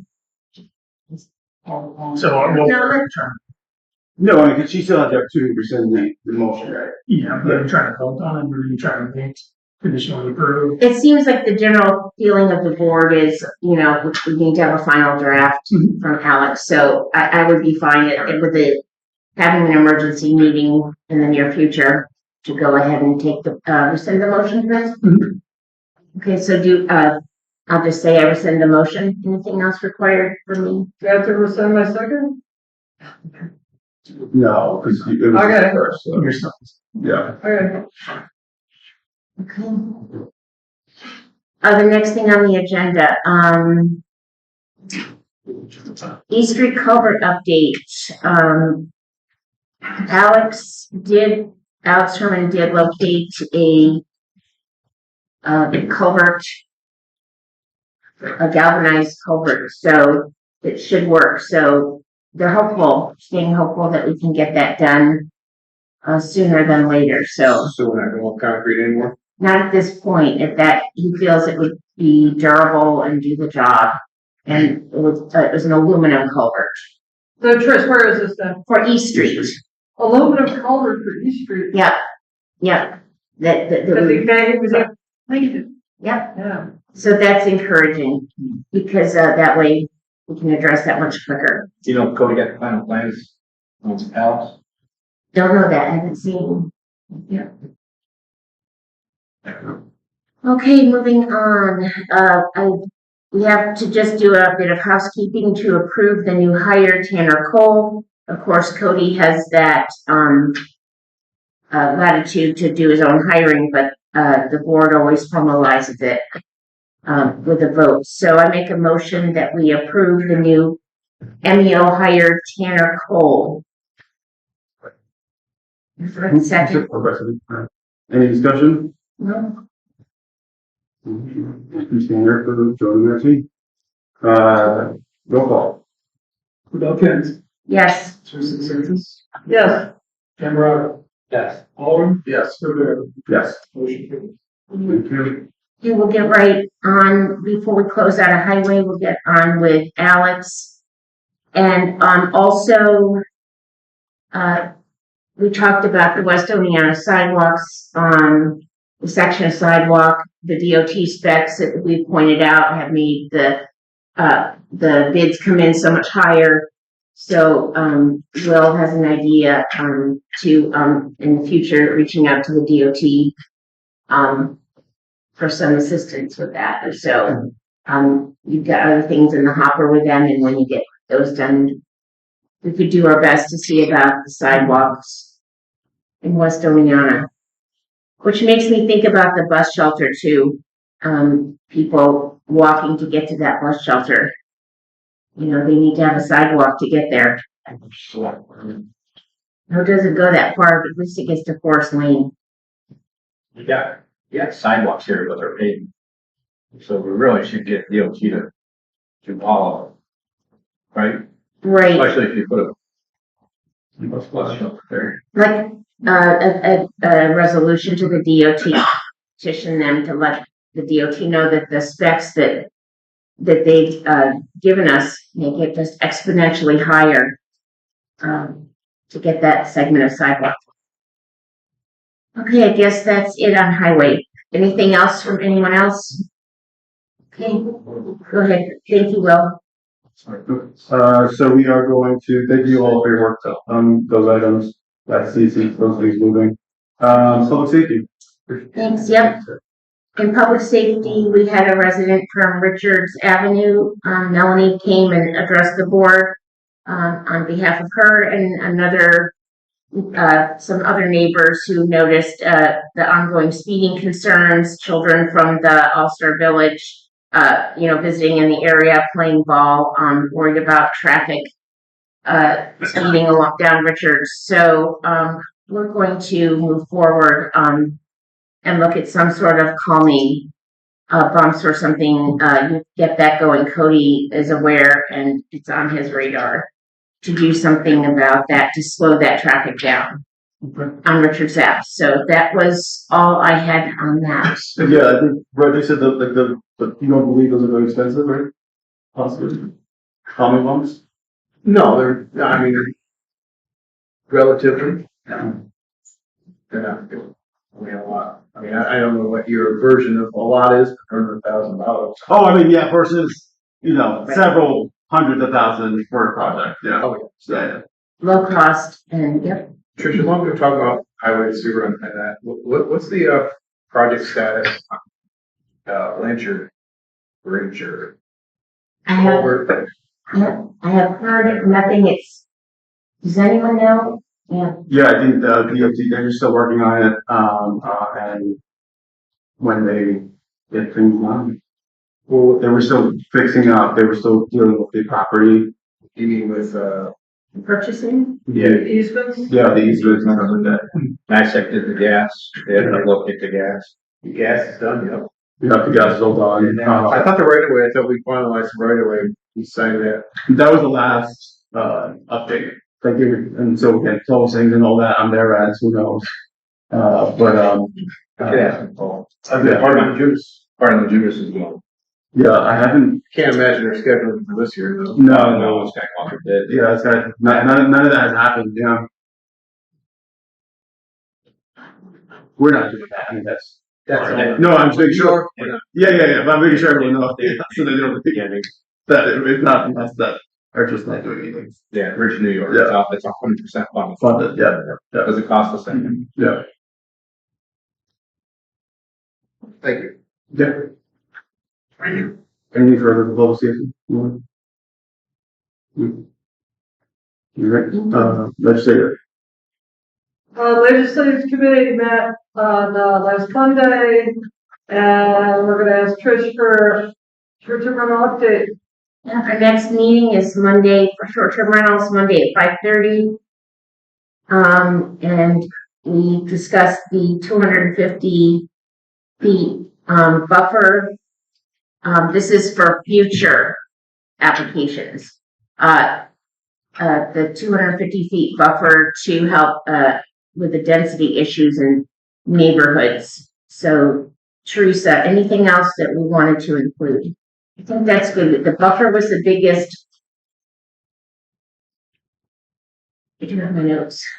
So I could, again, I put minutes up on, E-code, if anybody Free to read them. I can just read from it. Right now, committee is going over possible revisions to the proposed law. Committee's working on the size of the proposed, we're working on the size of the proposed short-term rental cap, size of the buffer zone, and some possible numbers being discussed, which Trish just mentioned. And we just received from Diane Carlton a draft law. We gotta go through before our next meeting. And so it's very detailed. So we're just trying to do our best to provide a good start. Thanks, Teresa. Yeah. So you got anything more, Trish? No, thank you very much for the additional. You guys are proposing a law? Well, yes, we're working on legislation and which also incorporates blighted properties being exempt from the cap if they're being used. If blighted properties are being purchased for rehabilitation, they are exempt from the cap. So that's the proposed law? But these are elements of it. I'm just saying we're trying to incorporate, we've been listening to suggestions and we're doing our best to come up with something that's very sound and appropriate and something that will be, we've heard good suggestions and so we're doing our best to incorporate them. And just to clarify, Yes. the task force are working together on just recommendations on based from the research and presenters, surveys, and then it's up to us to determine, what we will or not do. Just so like, even though anyone can, any task force can provide recommendations, but at the end of the day, it's, the board. Well, when someone says proposed law, what do you think? You have a public hearing before you get proposed law? Of course, it goes through all of that. Okay. Oh, yes. I just wanted to. It goes through all of the normal steps. Yes. But It would go through all that, and it wouldn't even, it's not even being, it would have to get introduced, we have to, all talk about it in our meetings and all those kinds of things, absolutely. Yeah, it makes me a little nervous. Yes. You don't have public hearing, proposed law. No, it would go through all those processes. It's still a committee stage, so there's a meeting on Monday the 17th, and then the following Monday, another meeting at 5 o'clock on the 24th, and then we skip a week, and then we got another meeting on Tuesday the 1st, 5:30? yes, And that's as far as we're scheduled out, I at think. this point. And how many meetings? That's in total? 3 left. No, I mean, in general, like how many? Oh my gosh, I We know. started Since in February, April, March, at least the core committee started and then, yeah. Which one? April, let's see. The March? No, March. yeah, No, first meeting was February 25th. it's been a dedication of time and, yeah, we put a lot of work into it. Thank you all. Thank you. Anyway, we're also working on some other topics. We got the data center moratorium. We've got to hammer out that local law. We worked on watershed protection law. We had some ideas for monthly financial reports. I did a draft. We're encouraging the department to buy that. We're working on a town zoning. Anybody's got any ideas or thoughts, just email us and we'll take a look at it. Thanks. Thank you.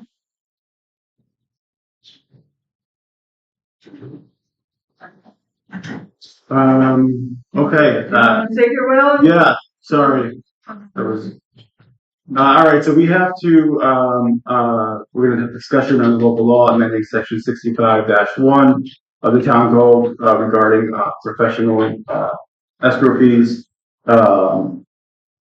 Just so we are all aware of that. So, Kristen, you want to? Sure. The one that got filed did not include the language requiring when there's a SWIP requires automatic escrow. So that was decided at the board. And so that just didn't make it into the version that was sent off. So that will be the only change. So don't we have to have another public hearing? Yeah. Yeah, so we're starting now. The whole time is over. So the law is in place, and if you see one that comes, like hypothetically, you see a SWIP come in, instead of it automatically happening, the town board can just make the decision. We see a SWIP, we determine this to be worthy of an escrow. But the town board had determined that, and just from the meeting to me getting it into the paper, got missed, or if I got on the paper, the paragraph flashed, it just wasn't the one that was submitted that included that language. Here's a question for you. I know bigger projects, right? Yep. They're gonna submit a SWIP program, right? So their engineers design it, right? Comes to the code office, yep. We have no control over it. We can have an outside engineer look at it. The DEC controls that whole function. So why would we do a retainer? Because we're not gonna take it. The idea. Have our engineer look at it, because it doesn't matter what our engineer says, it depends on what DEC says. So I can't speak for what you all on the board decide. Your reasoning behind your decision to include that language more than likely was the fact that it can have a SWIP. It is encompassing other factors where you might actually need the escrow. So the SWIP isn't the factor that you're saying the money's going to be used for that. But if you have something that is incorporating where you have to do a SWIP, you might be doing other work that you will be using the escrow for. Well, then, and again, I can't speak to what. Then we should be forthright with the applicant and tell them. It's all on the application. Yep. Yeah, I'm gonna be honest with that. Complete buyer remorse with regards to this law, I think, because the more time I've had to think about it, I don't understand why we would ever, New York State professional engineers stamp, when they've stamped that, why would we ever, we can't second guess it. We shouldn't pay or have them pay to have another engineer look at their own engineering. That troubles me. It's double, they're double paying for something. That stamp right there says it's certified. And then that's why engineers go defensively have insurance based on that, to protect them in the event they made a mistake. So I'm a little troubled that we can require a company, or for that matter, an individual that might not be able to, a small, I mean, not every application is large as some of the ones we have now. Someone small might need a SWIP, and all of a sudden now they've got professional fees for all kinds of things. And like we saw with the 2 housing developments that recently pulled the plug, it just might be, the cost might be too much to do business. And I want to say we're open for business, and I want to say how can we help, not how can we charge you as much as humanly possible to make sure we're covered. Well, I could also say that we are open for business and want development, but not at the backs of the taxpayers, because the taxpayers shouldn't be using their money to fund someone else's projects. That's what it's for, is to have a third party opinion on behalf of the town and not going forward with anyone else's opinions, because as many know, you can pay for anyone to provide you with the opinion that you want to hear. Yes. And as far as the engineer issue, I would suggest that you speak with our town engineer, because when I had my conversation with them, it's a lot different than what you're sharing in regards to what engineers share when they do this review, because he does this review many times for other municipalities.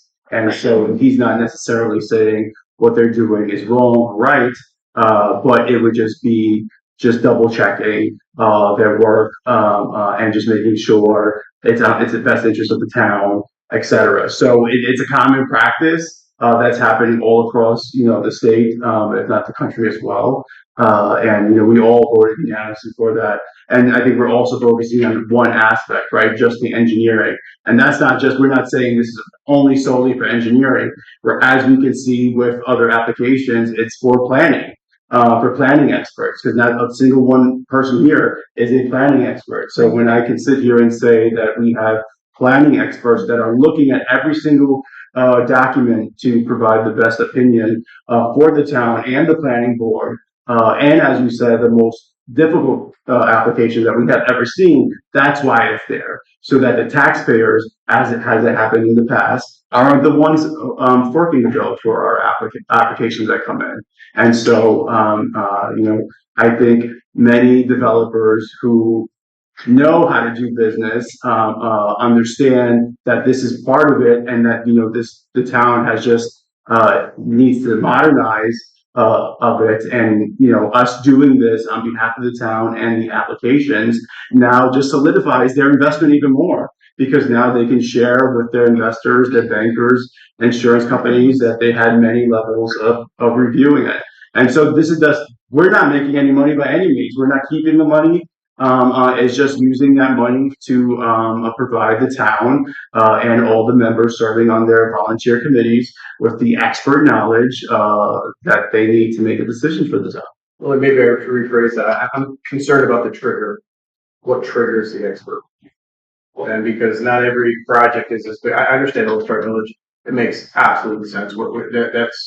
And yes, what you said does make sense for that, but I'm talking about smaller projects and things of this nature where there are no investors, it's the person doing it. And that's where my concern is, that there is no tangible trigger per se, or quantifiable trigger, other than a suggestion. And in terms of the taxpayers, we pay a code enforcer, we pay the board, we do pay other people within the town already to have a decision-making process in that. I mean, yes, they do, but they're also not, experts that have been doing this forever, and day in and day out as well. But I think we're getting caught up in the fact that at the end of the day, the board still has to approve the escrow, right? It's not like one person here is approving it.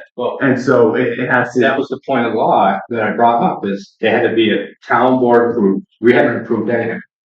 Yes, you have. No, listen. So we got an escrow for him. We just took a check. It didn't go in front of the board. Yes, it did. No. Joe, yes, it did. 1000% did. We have the resolutions and the votes on it. We could share it. This last one you just did? We absolutely have we have the votes and the resolutions.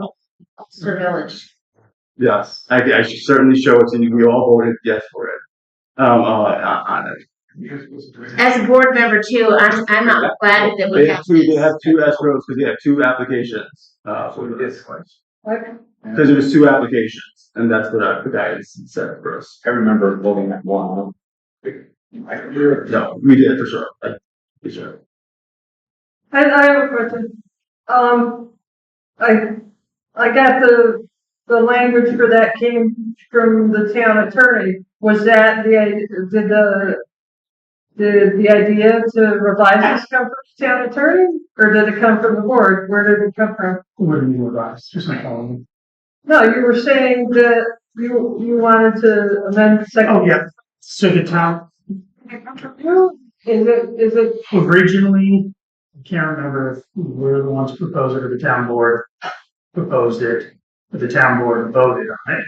And so that language, when the town board voted, just didn't make the final version that was sent out and filed. So the version that is filed requires a town board consent on any application coming in. It does not require an automatic escrow or a SWIP. If the town board wants to elect to determine that a SWIP will require an escrow, it can do so right now, but it is not automatic right now. So we did look at it like that. It just didn't go into the final law. Not, someone can pull up the minutes and look at that if you wanted to. Okay. You're still evaluating, determining what you'd like to do. Yeah, so yes, we all voted on that original language. It just, when it was entered on, the firm's end, it just wasn't entered that way. But we all voted on that exact language. I'm grateful that we have this new process as a board member over the years. Political pressures involved. I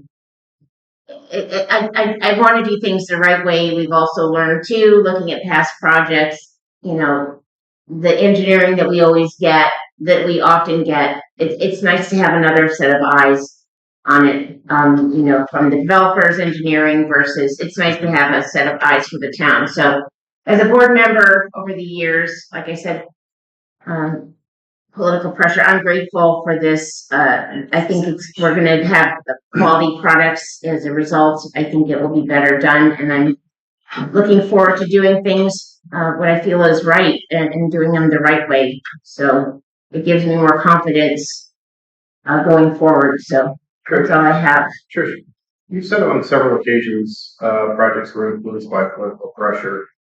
I don't know what you're talking about, so I'm just kind of curious if you could clarify any instance where that was the case, because I don't know that anyone ever felt Well, I've never. un Well, forced in any way, shape, or form to vote any way. no, you're right. As far as that, I mean, I've never voted for something I didn't believe in or feel that was the right thing. So I've logged in many no votes. So I feel that there's an element of pressure. I think it's nice when we can have it reviewed and have the facts. It gives us a chance to make a more informed decision as a board.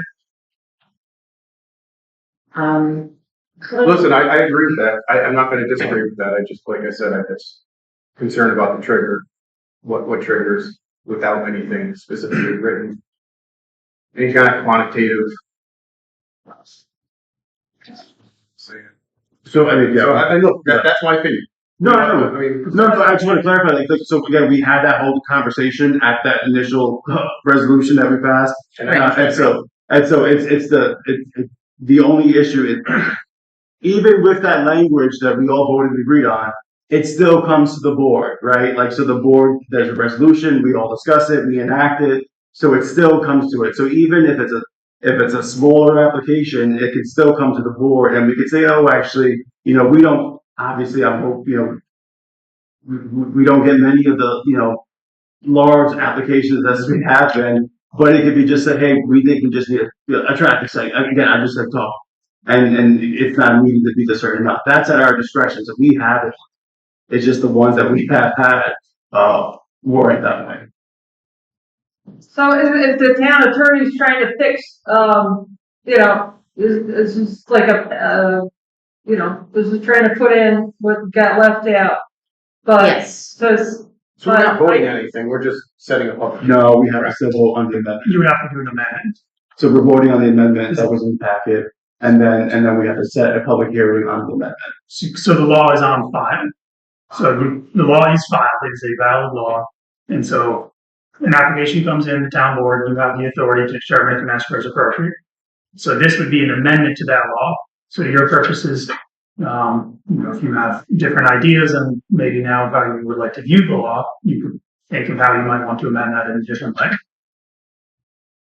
Well, let's talk this through. E Street, right? The application came in, right? And we sent them a letter, or code department sent them a letter saying we have a new law. Why wouldn't that come in front of the? It did. I'm literally looking at it right here. It literally did. So whereas the town board votes to acknowledge receipt of applications, referring application, establishing professional escrow for Salitz Lane solar project. So yes, we did vote on that. No, what I'm saying is the process right now. The applicant submitted the application, told them they had to have what it should have came to the town board first to say this is it's up to us to. Joe, it did. Like I think not for the solar project. Yeah, I'm looking at the resolution right now. Joe. On the East Street. He need a different solar. East What are you Street, talking about? It was in the April minutes. What about Silas Lane? April minutes. Okay, so I'm looking at one from Silas Lane. He's looking at East Street. So Okay, so we did that. We did one for East Street as well. So I can certainly show it to you. what meeting was that? I mean, I'll just keep talking and I'll apply it. I mean, I'm sitting here doing both. And there's no motion on the floor. There was we started discussing. No, we're still discussing. So the planning board, I think it'd be beneficial if they could also. The one thing that I would say is the way the board passed it creates a little inconvenience on timing because the board has to get together and make a decision on the escrow. So whether that is at a regularly scheduled board meeting or you have to do a special meeting to create timing consistencies. Not putting you on the spot, but is that something that the planning board could have the leeway to do, or do you feel like it should? Gotta change the law. Well, yeah, it should go. It would be another. And it's money. And it's Okay, got it. So it's not uncommon for towns to have supervisor authority. This board which discussed. I don't have that, just so you're aware. This board discussed and changed it to town board. That inherently creates the scenario where it has to be presented before the town board for the town board to make a decision, whether that is at a regular meeting or if you have to get together at a special meeting to speed up the process. Yeah,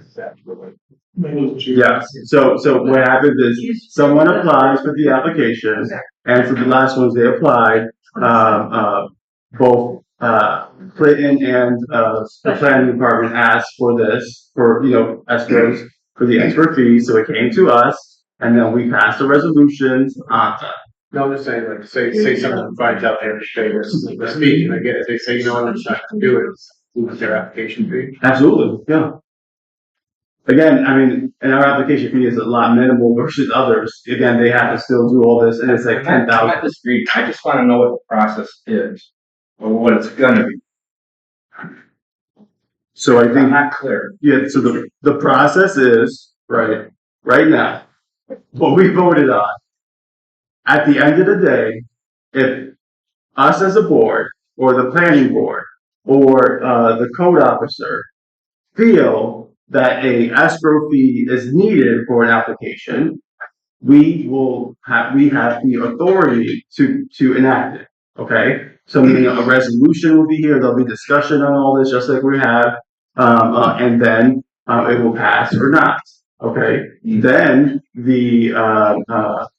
like, I'm just sharing what has been happened, then the applicant gets the letter, okay? Of the resolution attached to it, the voting language, everything.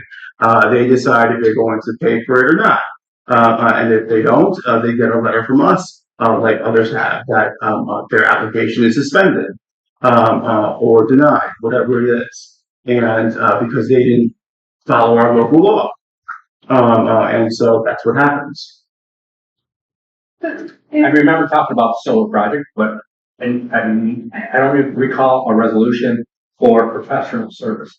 I'm looking through it. The town clerk says it was in the June 22nd special meeting, Thank you. Thank you, Brian. so we gotta check those minutes. Did we get a resolution for professional service? Correct? Oh, right here. Yeah, I'll pull that right up there. That one was.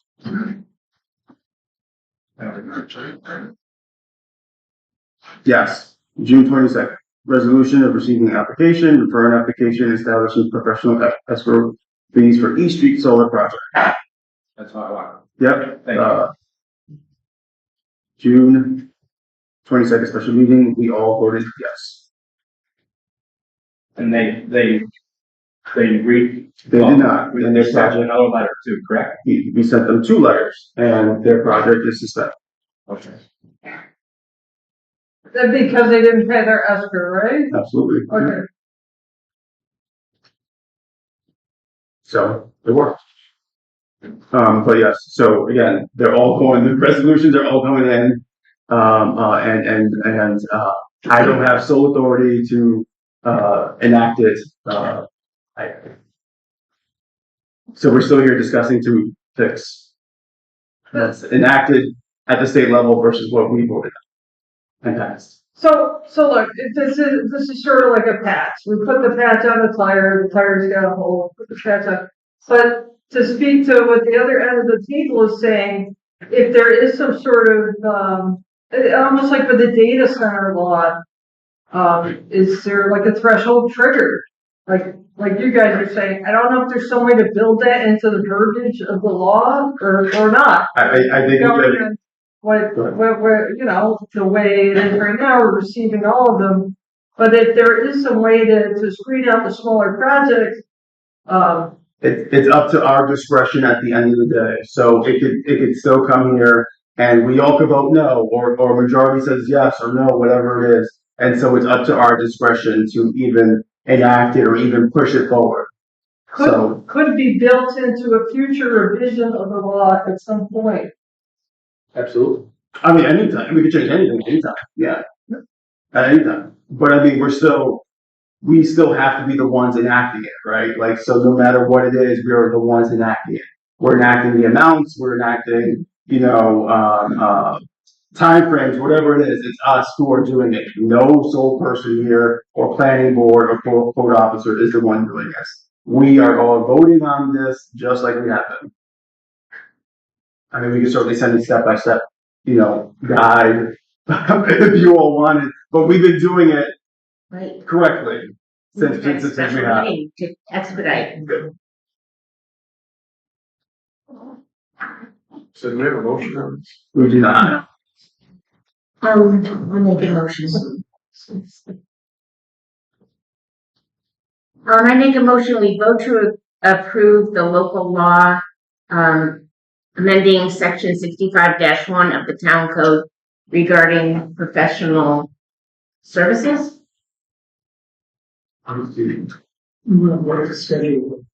Schedule a public hearing. We gotta do that resolution first. Right? Yes. Gotta do the resolution. We're not voting. I'm sorry. We're voting So- on the public hearing. Got it. For the, Page two. That's what you said, you had to make the resolution first and then no, set the that, public hearing. Well, I mean, we could do the vote, we could do a resolution to introduce, that's what I put that, on there, was, because typically we've been voting to introduce it, and then from there we say. I mean, we don't necessarily have to do it that way, but that's just how we do it. like, vote to set us, So first we would, just what I put it based on what we've been doing is, you vote to introduce it, and then you vote for the public hearing. Yeah. So can I do it in one vote, one motion? Vote, or do you want two motions? That'd be too. Just Okay, You gotta rephrase it. Yeah. okay, So vote- yeah, to, make a motion, vote to introduce, a local law amending section 65-1 of the town code regarding professional services. Second. I'll second. Any further discussion? All right, roll call. Joe Pence, Yes, DeSantis, Yes, Everett, Yes. Holland, Yes. Yes, motion carries. thank you. now part two, Yes. I vote that we set a public hearing, for the aforementioned, law. So I made a motion to set a public hearing. Do we need a date on I that? would say that our next meeting is the ninth. Wednesday, September 9th. 9th, 7:05. 7:05 p.m. please. Yes. Yep, at or about, sounds good, Brian. Second. Yes. Thank you, Teresa. Any further discussion? All right. Teresa, good? I'm good. All right, roll call. Joe Pence, Yes, DeSantis, Yeah, Everett, Yes.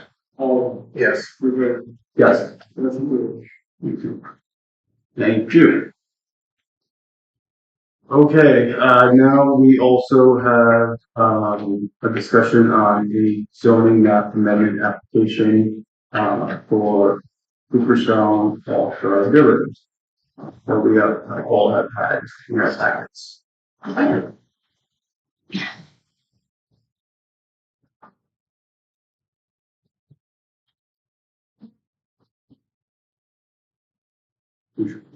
Who wants this stuff? Going once? Well, what is it I understand they're thinking for zoning.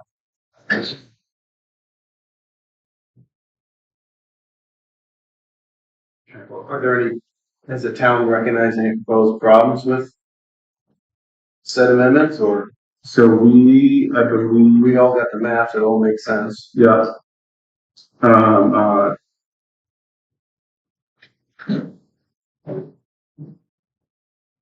So they're all like, they're consolidated under the PDD. And the planning board, is currently the lead for this, while we are also having our planning experts review everything, to provide their comments shortly to us. And so we have to refer this back to the planning board since we were already determined. Because we provided this back to the planning board from the original application that was provided to us. So you would be modifying your referral because they've amended and consolidated. Because we had already referred to the planning board from the original application, which their planning board is working through their motions for it. And then once the planning board's done, they will send it back to us. And are they aware that that was originally when, it's PDD, forget it. Mm-hmm. There was the RLA, who we referring to? Well, the planning board, at one time, there had been previously discussion, several years ago about changing all of that, and Changing what? Changing what? well, it's the B2 when they changed it. Yeah. The B2, and then they had discussed about making that all PDD to make it contiguous. But the property owners at the time didn't think that it was beneficial, and so it already had been discussed. I just didn't know that those discussions had been privy or. What are they looking from us? So essentially, I have to have notes on this because this is so difficult. They consolidated all their number of applications, and so they are looking, the primary application being the expansion of the existing plans, a development district established, for, the site. A planned development district is a particularized zoning change, to allow specific developments that do not necessarily follow all of the nuances of a normal zoning change and various site plans. And so, we are now going to, move the amendment back to, the planning board, since they already had it. Makes sense. We got a new amended application, from them, and so now we're gonna just refer that back to, And it won't be segmented. It'll be. Yeah, so now If not, it'll be segmented. yeah, so instead of them doing all of these things separately, it's going to be one expanded project for all to review. And for the whole public hearing, to be all the same thing, like comments, questions, to be discussed on that. But speaking to the materials that were sent over, in that packet, there was a concern from DOT.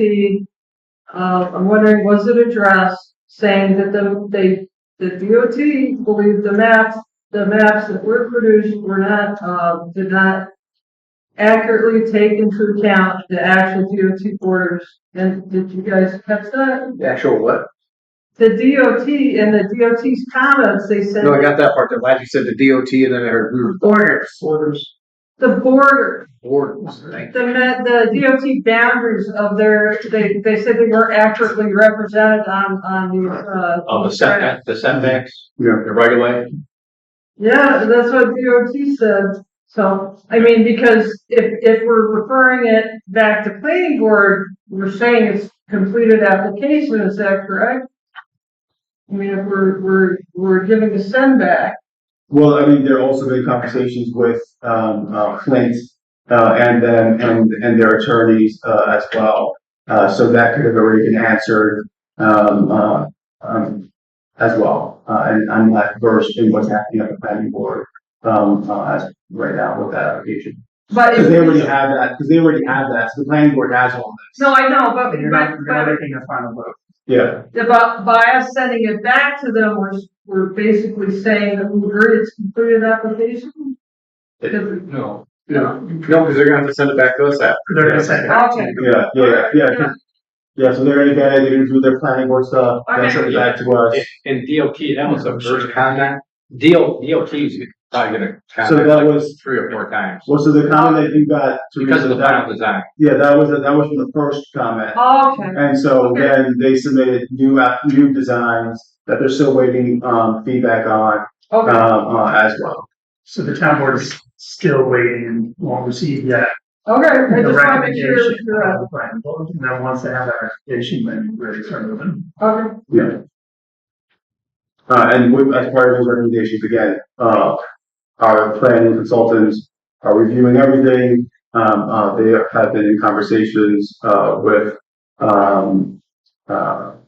our town engineer as well, who was aware of this, and, he shared exactly what I shared with you, that he's not here to say, no, you can't do this, no, you can't do that. So happy to have him, present that to the board at some point. So that's kind of where we're at with that.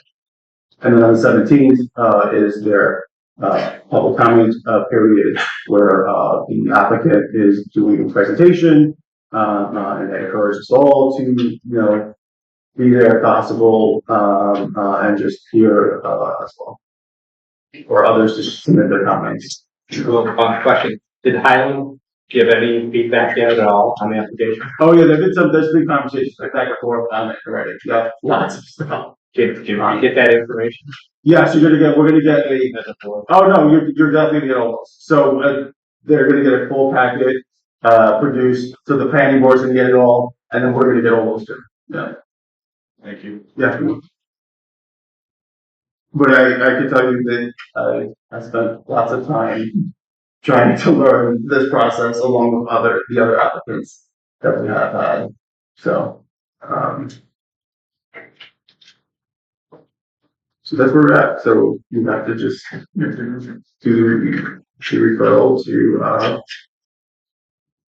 the planning board. Do we have to make a motion to do that? Yes.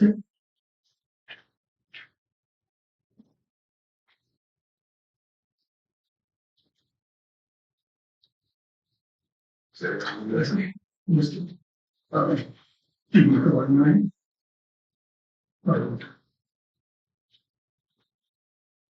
you like to? Because I have my notes. Yeah. It's allowed. It's Yeah. So I will make a motion to refer application TB 000028 as amended by the August 10th, 2026 consolidated application to the planning board for review of the unified Cooperstown All-Star Village PDD proposal, including PB 000751 and PB 00762, the proposed inclusion of parcels 53 and 84 in the expanded PDD, the applicant's proposal to retain the RA 40 zoning and vacant use of parcel 60, the associated site plans, and the proposed lot line adjustments. Second. Oh, well, Brett's got it. All right, Brett, second. Discussion.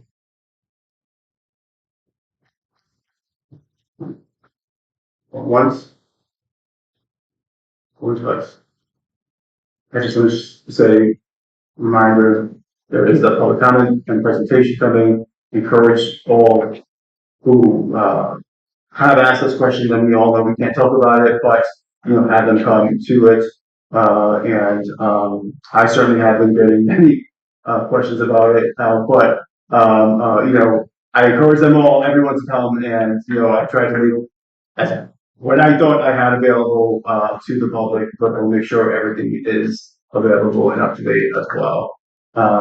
So please encourage all who may have questions or even want to learn what's happening, because there's a lot of unknowns that what people do or don't know. So I encourage them all to learn firsthand. Roll call. Rudolph. Yes. DeSantis. Yes. Manuel. Yes. Oh, yes. Rivera. Yes. Motion to lose. Thank you. Okay.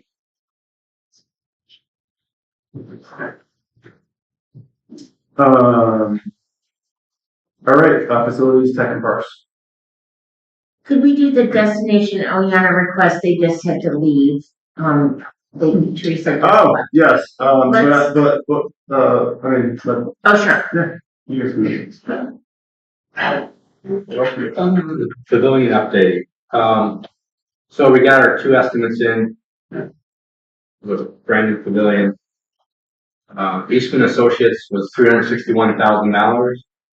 And Andrew Mancini Associates out of Binghamton was $452,700 for a 30 by 50 pavilion.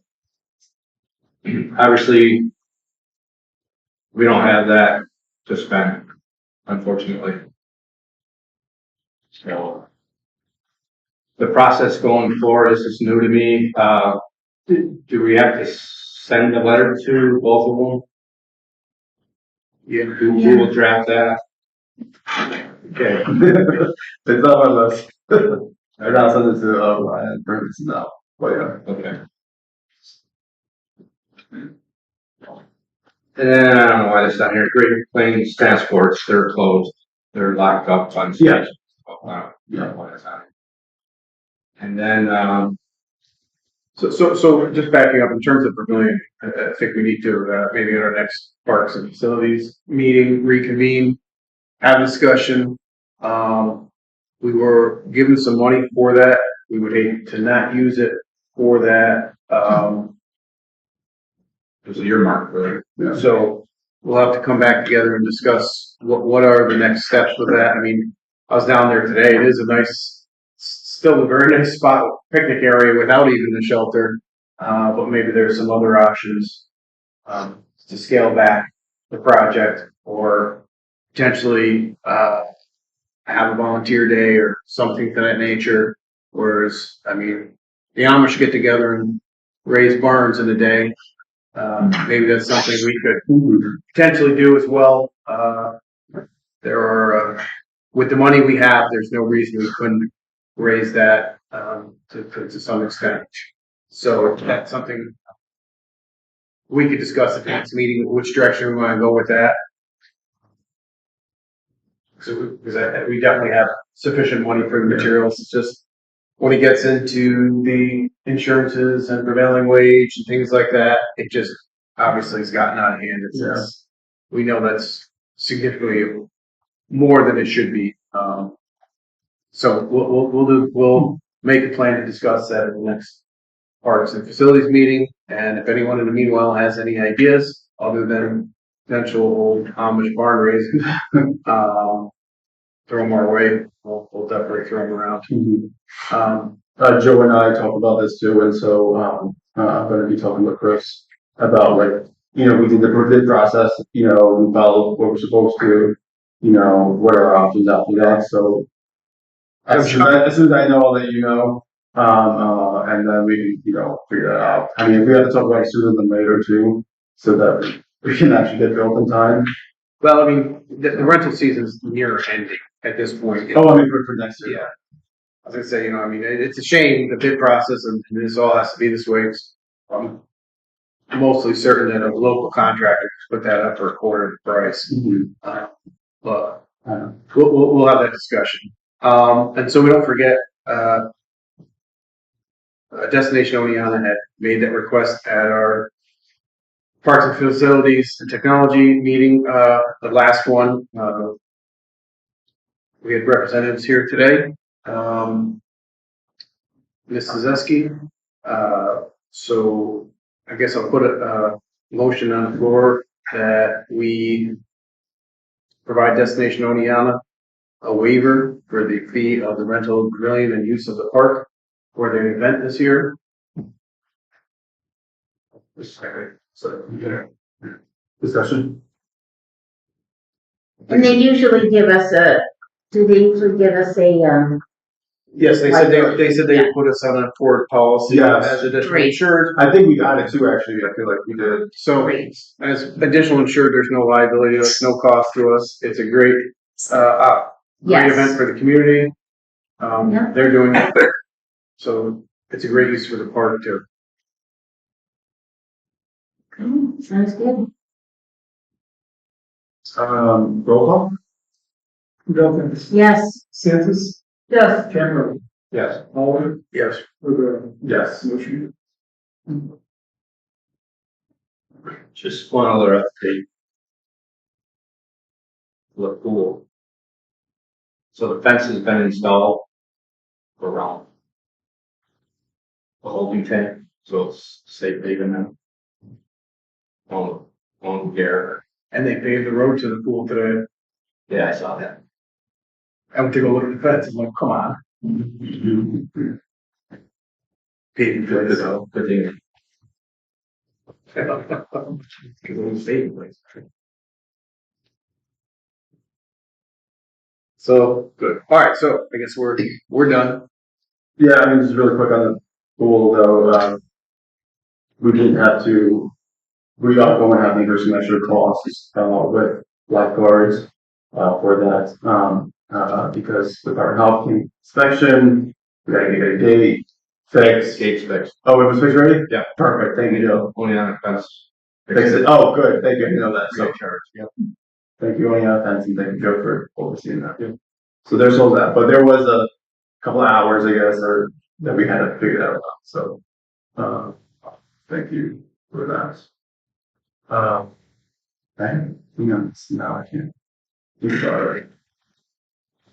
You mean the extra hours? No, it was it was something else that came up when we were talking. Oh, that's what it, over the weekend, I received, some phone calls, from, whoever was renting the pavilion on Saturday. I reached out to them, to lower the music. And so I got more, calls, over the weekend on Saturday. And asked again. So just wanted to put it out there. When you look at, who got the application completely, and just maybe we have to look at that, like noise levels or into that, so. In the past, depends where they sometimes point their speakers. If they're in the first pavilion, their speakers are pointing towards Angel Heights. You can actually hear it. We've had that in the past, and simple request. Your speakers going towards the river. Yeah. Well, I think I like where you're going, we had this conversation with before. Is it the same group from last year? Okay. So, and they did do that, they did redirect speakers, however, what's tolerable level for one might not be the same total, and it's during the day, it's within whatever ordinance there is, sound level, but it's sort of an irritant. So how do you address that? Right. Just putting it on your radar, just so anyone else can think you about it. But they were responsive for a couple hours, and I think they tried. All right, anything else? No. Ethics board report, Dale. After report. Thank you, appreciate it. Climate chart report. Yeah, the main work we did was just, to try to get ready for the grant submission, so we have not met since then. Any update on the garage solar? No, it was submitted, so there won't be an update until we get, If we get if we get it or not. And then we have the opportunity to, refine it. Perfect. Moving through. No, thank you. Representative Hinchy, wasn't able to make it today. But I do want to share he has been coming to a lot of the other meetings and being helpful, in those aspects, so we appreciate it. But he did share updates that he asked me to share as well. So he has said that, we are on the agenda, for the August 20th Avenue Committee in Cooperstown. The board clerk tells me that our time slot is approximately 10:35 a.m. for discussion about the sales tax preemption agreement between the county and the city of Oneonta from 1991. And then myself will be there, Joe Sheridan will be there. So let's do this one. Tim Donahue, Director of Building Services, gave a very thorough virtual tour of the 400-acre campus, and all of its buildings. Household hazardous waste day is Friday and Saturday. Flyer is attached, so let me tell you about that. The 14th, August 14th and 15th. August 14th from 8 to 11 at the new highway building, and August 15th from 8 to 1 at the Meadows office complex. The county is trying to tighten up their policies and also create consequences for violations. He got a guided tour at both the jail, the central kitchen, and the tiny house community that is managed through DSS. And he has enrolled in Appalachia United Outdoors on behalf of Otsego County.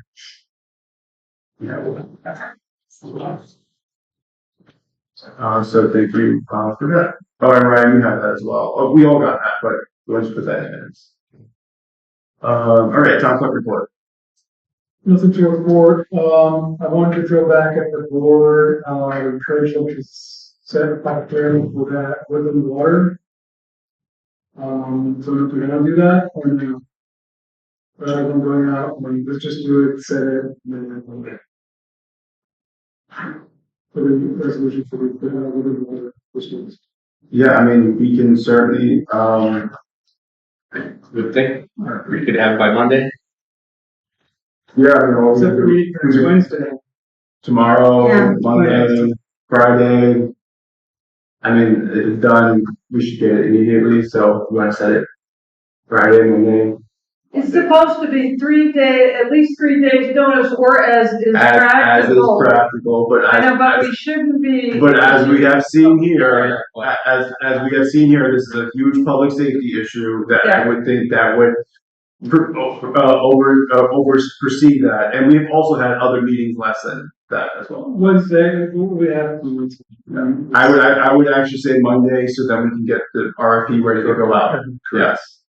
Tuesday. Yes. If it were Monday, we should do it at 4:00 because short-term rental starts at 5. Yeah, it's fine. Again, 4:30. 4:30. We don't have to kill time. 4:30. Monday. 4:30 Monday, right before short-term rental. You want to try for Monday? I'd like to do it for 5. Yes. We do have short-term rental if, do you want to? It should be quick. What's really more important right now? Do you want to do it at 4:55? Yeah, that's fine. Should be in discussion. How about 4:50 on Monday? That's fine. 4:50 p.m. on Monday. 4:50. Yeah, we got a time constraint with planning board is up against the time. We got it. Yeah. Thank you all. We're gonna figure out. Thank you. We appreciate it. I was told I would have it in the morning. So as soon as I get it, I'm sure.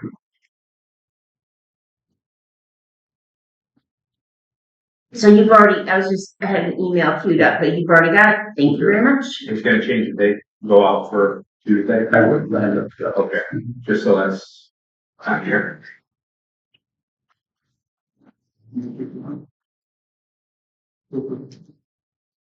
$4.50. Chris, anything for anybody? Yeah. No. Missing anything? We need a conversation. Oh, okay. Okay. So now we have to do this before as well. We have to approve our bills. So our Yes. Sorry. approve our bills that we just did. So for the vouchers dated 2026-416 to 2026-485, and the amounts to be paid is 1,000. No, One. it's gotta be more than 1,000. No, it is 1,000. I'm sorry. 1,057,022.36. Thank you all for patience. It's very late. Very late nights. Be nice if it was. So I make a motion to payment of the bills. I'll second that since I signed them. Thank you. Any discussion? Just in case you hadn't looked at them, the reason there's so much is we had the fire contract with the city. The truck, our payment was due, as well as payment on the new, highway department truck. Lieutenant. So. I believe we also have 4 payments to the city. I think she's there. But that's right. Yeah, so that's right. Okay, any further discussion? Roll call? Caltrans? Yes. DeSantis? Yes. Cameron? Yes. Sullivan? Yes. Lily? Yes. Motion carries. Thank you. All right, approve the minutes of the July town board meeting. 1 second back up. Question, does that public notice require a motion, resolution, special meeting? What public notice? Motion to set a special meeting Yeah. Monday, August 17th at 4:50 PM to go Yes. over Woodland, The RFP. RFP. I thought with that. Yes, so we would just need a motion. So you made the motion, Teresa? I think I did. She just did it. Okay. Any discussion? Joe said. Yes. Any discussion? No. Roll call. All in favor? Aye. Yep. Motion Thanks carries. for keeping us on track with that, Ryan. All right. Approve the minutes of the July town board meeting. Motion to the 8th. So 2 meetings. Right. Just doing Yes. Of the July 8th town July board 8th, meeting. yes, July 8th town board meeting. Okay, I make a motion, we approve the minutes of the July 8th town board. Second. Was that a second or you're asking for? Oh, I was asking. Okay. No, I'm sorry. I'm just trying to get. I'll second. Thank you, guys. Any discussion? Okay. Well, all in favor? Got it. Any nays? Any opposed? No. Motion carries. thank you. In packets, we have the introduction for the town 2027 fiscal year budget schedule. And so I will just share it with everyone. So we will announce August 12th that we are announcing the budget process and adopting the calendar. September 16th will be our first public budget workshop. September 30th, we will have a tentative budget filed. October 5th, we will have a presentation to the town board at a special meeting. And October 5th will be that special meeting. October 8th, we will have a second public budget workshop on October 14th. We will review any changes and establish the preliminary budget for public hearing. 29th, we will hold the official public hearing on the preliminary budget. And then after 12th, special meeting to consider the final revisions and adopt the fiscal year 2027 town budget. And so, we have any further discussion on that? We're gonna. Good job. Thank you, Teresa. Appreciate your help with that. So you have lots of.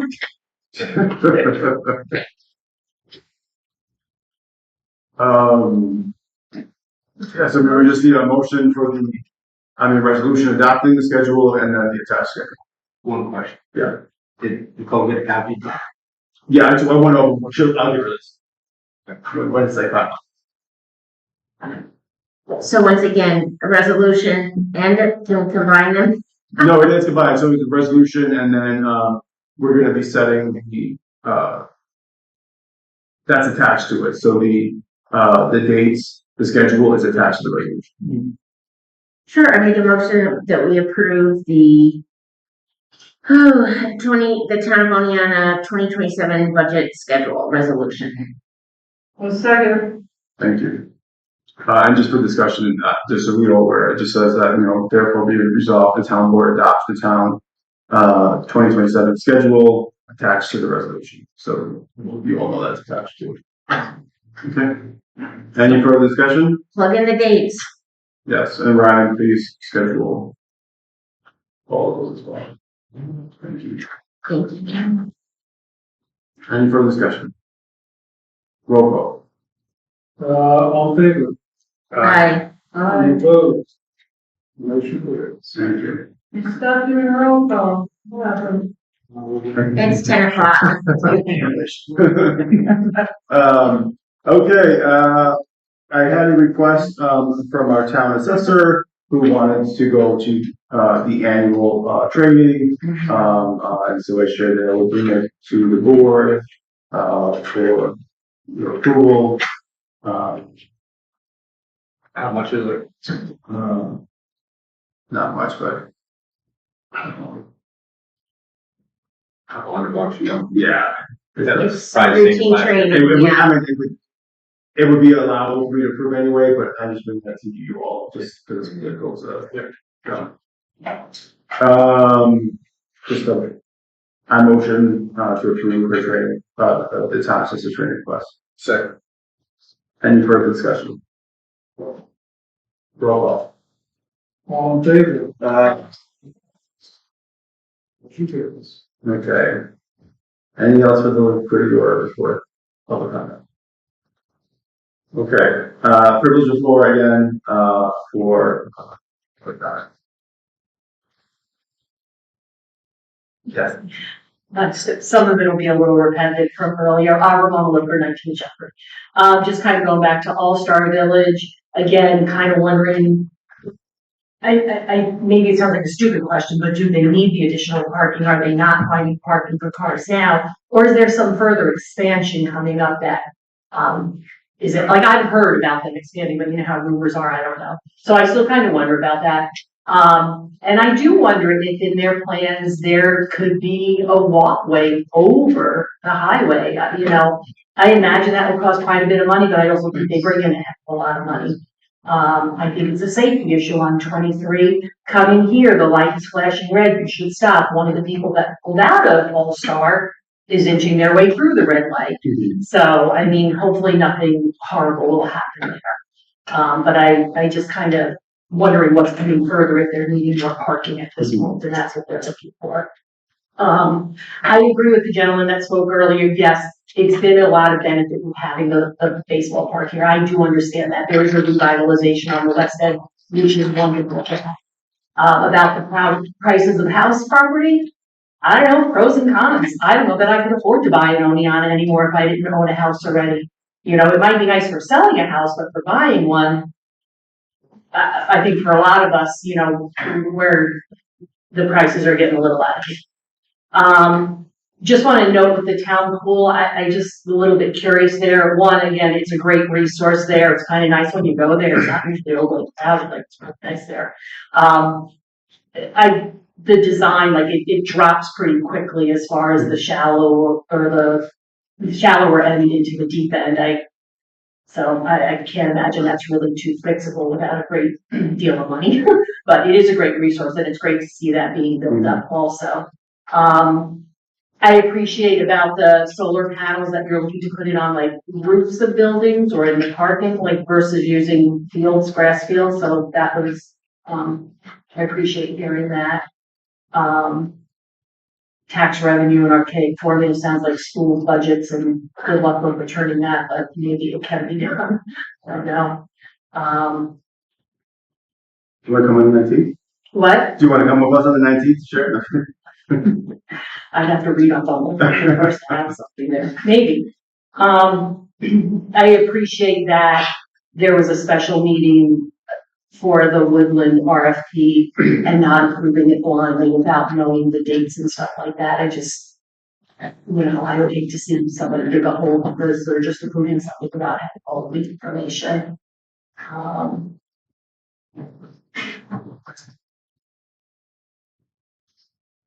Sorry.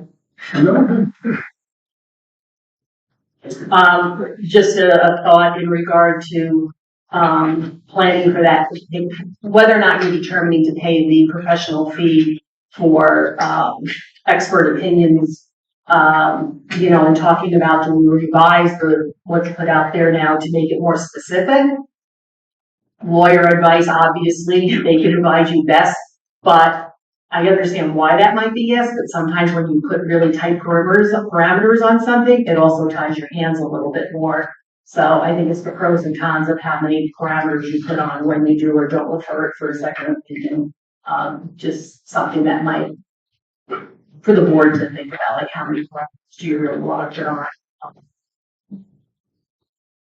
And then the short-term rental meetings, they're open to the public, right? Those committee meetings? That's it. I appreciate everything you guys do. No, thank you. I appreciate you coming and always having great exact questions for us and staying to the very end. Always. So thank you. I don't work any overtime, so. Well, I'm actually, if you ever have questions or process, I'm happy to always have a conversation. You guys call me or something. But I mean, I guess I could share those. But on the application, if you haven't seen it, for Cooperstown recyclers, they do have plans in there for an overpass. Just so you know. Oh, okay, I missed that. Yeah. So if you weren't like an expert engineer knowing of it, but there are in there. Okay. Just so you're aware of that. And regarding your pool concerns, that is something we're addressing as well because that's not what the initial scope was supposed to be, and Right. so we're looking through that. Okay. And the goal is for that to be fixed next year, not at our expense. So Right. If they can follow the plans, that's on them. we are going to do that, and so appreciate everything that Joe has been doing with that as well. Thank you. Thank you again. For that. Anyone else? Okay. There's one more crucial motion to make. No, I hate to do this, but Uh-oh. I'm gonna make a motion that we enter executive session for the purpose of discussing material. Discussing what? I have to say a name. Okay. Personnel, right? Yes. Discussing what? Personnel. Personnel. Why not for you? So just so all that knows, that when we have a special executive session, that we have to close it all. The doors start. Second. Consent. Second. Consent. Second. Yeah. Second. All right.